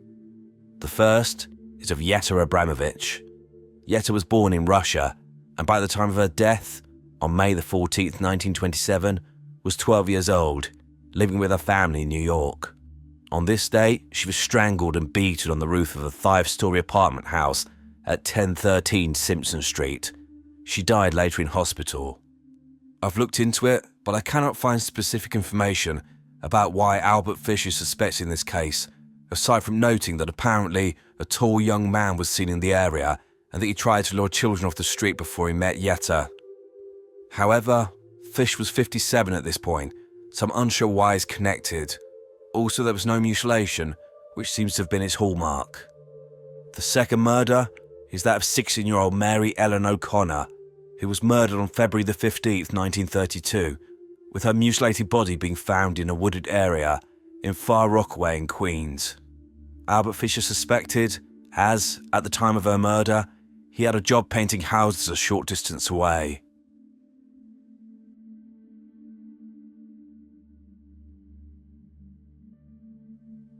I think it's important to not get swept up in the lore that's created around various serial killers for one quite important reason.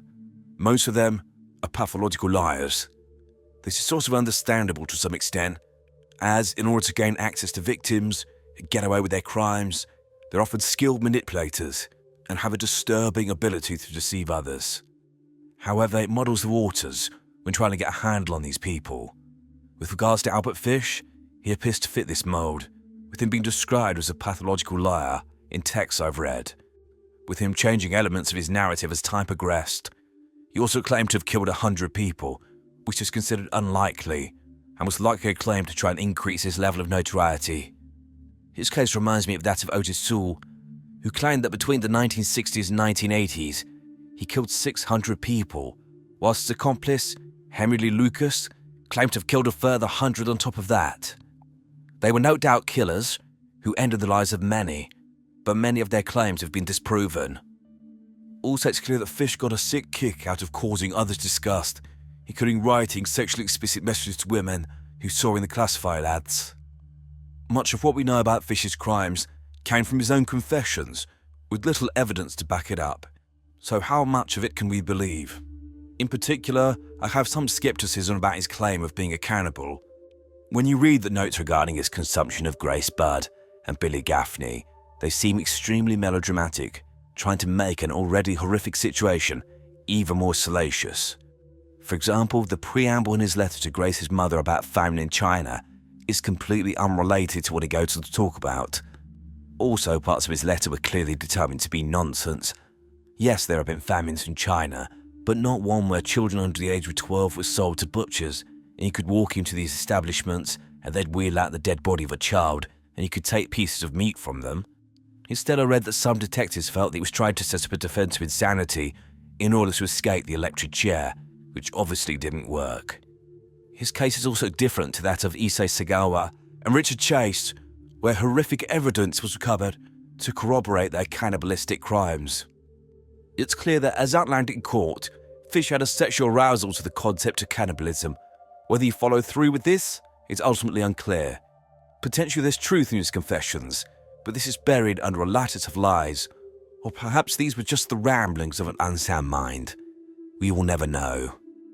However, even discounting the cannibalistic element, it's clear that Albert Fish was an extremely dangerous and predatory paedophile whose whole life was devoted to utter depravity in order for him to get his sexual kicks. Regardless of what he did to these victims' bodies post-mortem, I have little doubt their final moments were horrific, with him using their bodies to live out his fantasies revolving around sex, torture, and pain. Even with this profile, I would agree that he was one of the most vicious child slayers in history. I've no doubt Albert Fish killed many more children than we know about, and his true number of victims will likely never be known.